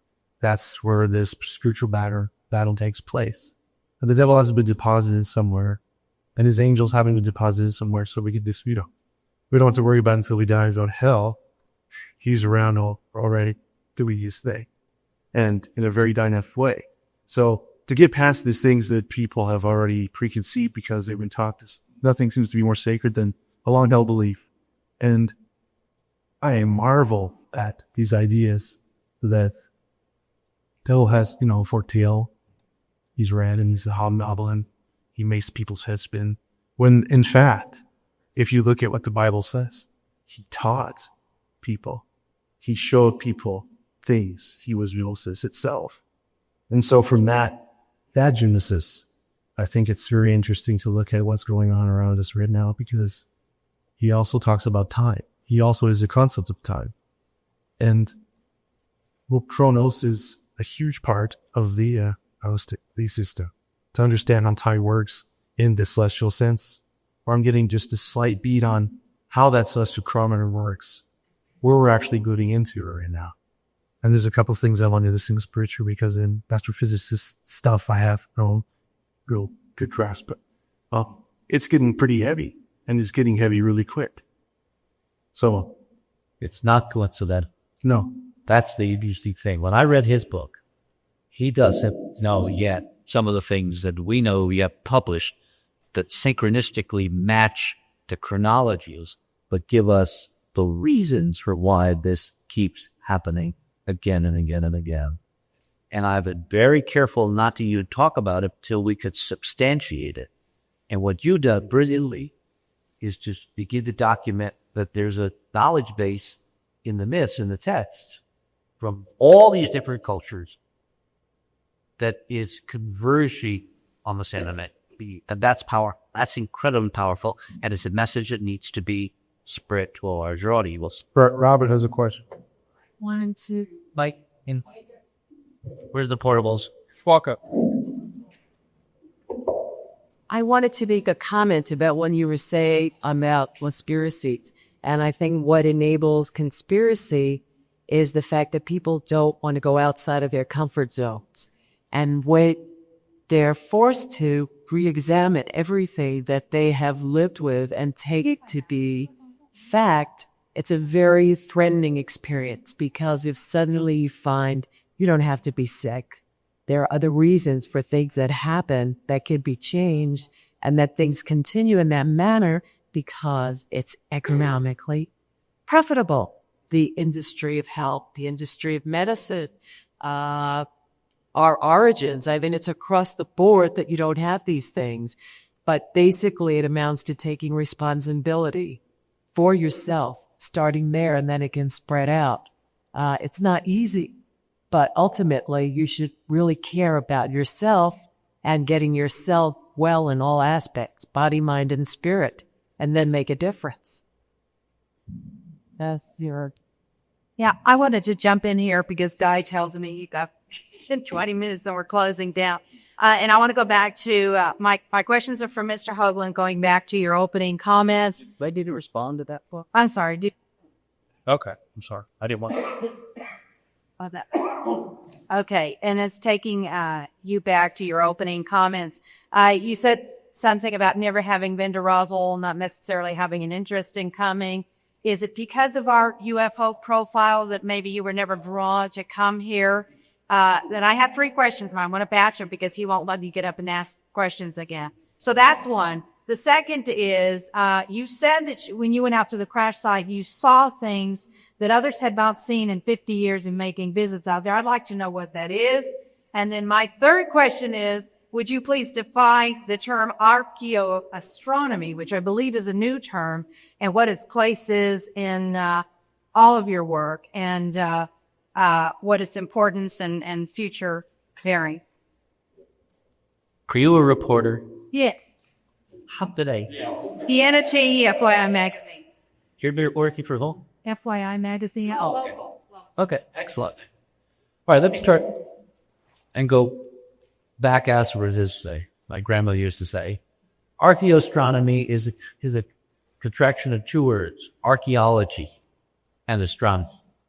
It's just the idea that in archaeology, for the last, 20 years or so, starting with Gerald Hawkins and Stonehenge. I'm not wearing my little Stonehenge thing this morning.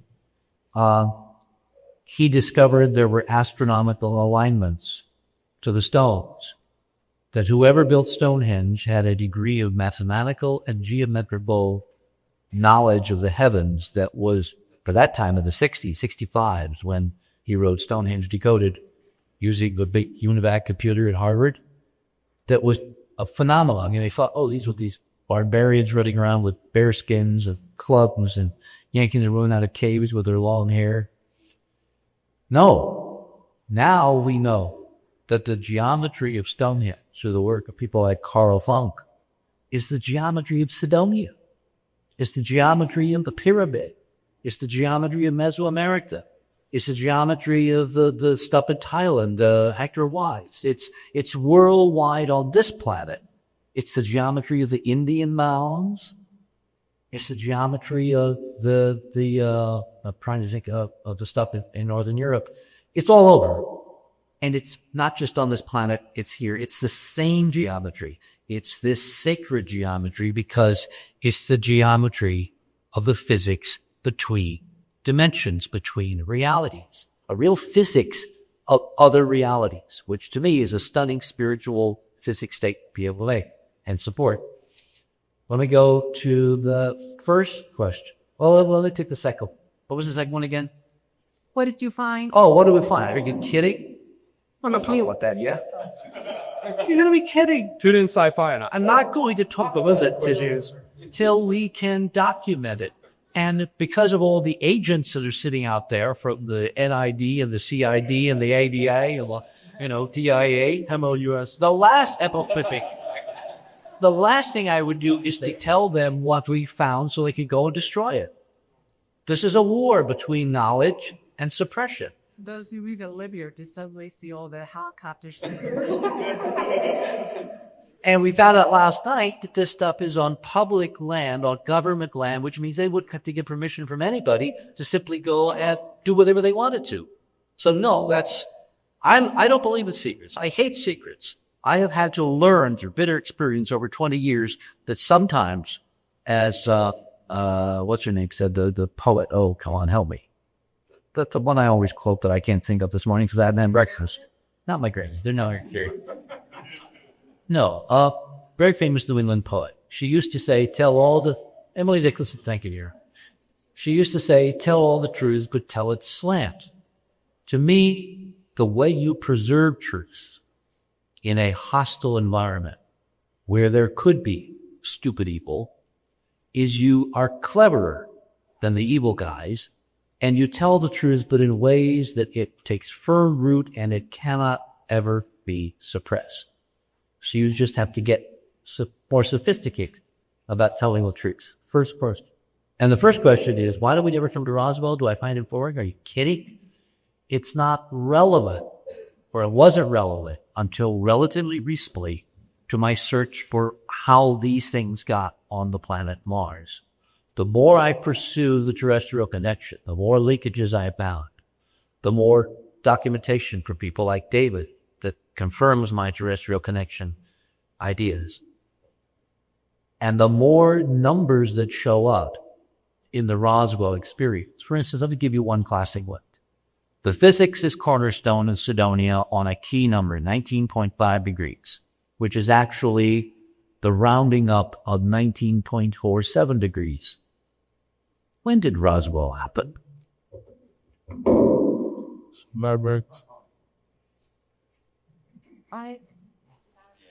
Question.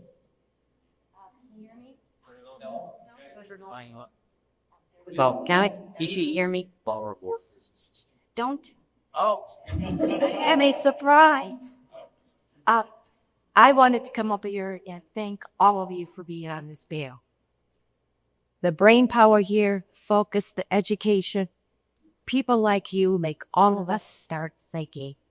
And that's important in our society today. And Richard, Chris is my little brother, and I don't always agree with him, but I support him. Let's get everything.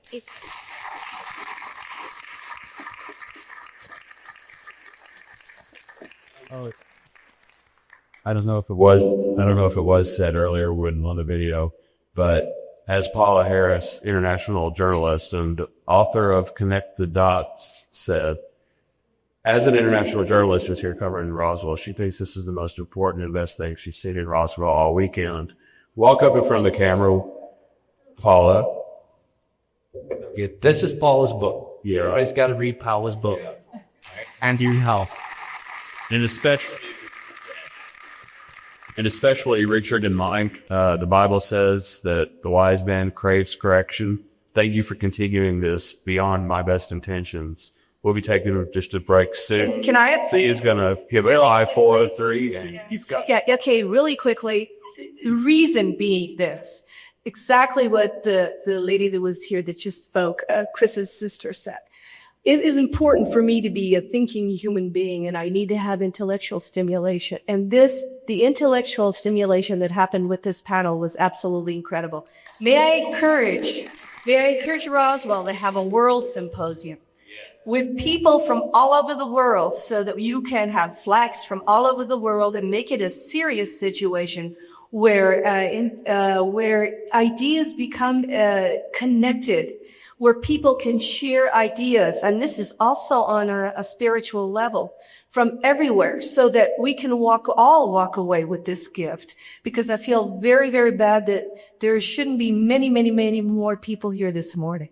Okay, so may I encourage you to look at this, okay? There's a possibility. I'll talk to the mayor and mom. Give us. I guess with that, we're officially over, but I would like to do a kind of a pastoral thing. I hope you guys don't get really nervous about this, but I would like to close this in prayer. I think we're all here because we want to know truth. We want to know what is really real. This is basically a biblical conference, so we believe that the truth is Jesus. But we need to know maybe the truth about things on Mars, since that's our topic today. So I would like to close with a prayer asking our God to lead and direct all of us to that truth. Is that okay, Thurl? Thank you. Father, we thank you for this weekend. We thank you for the people you've drawn here. Those are wired, those are uninspired. We thank you for the pioneers, where they've been boldly able to get out of their safety zones and proclaim truth, or stand for what they understand as truth and what they're seeking as truth. So we come to you, Lord, our Creator, in the name of Jesus, and we ask that you'll show every individual here today the truth in their life, the truth on Mars, the truth on Earth, the truth in their hearts. We thank you and Creator. Jesus speak. Amen. Amen. Thank you.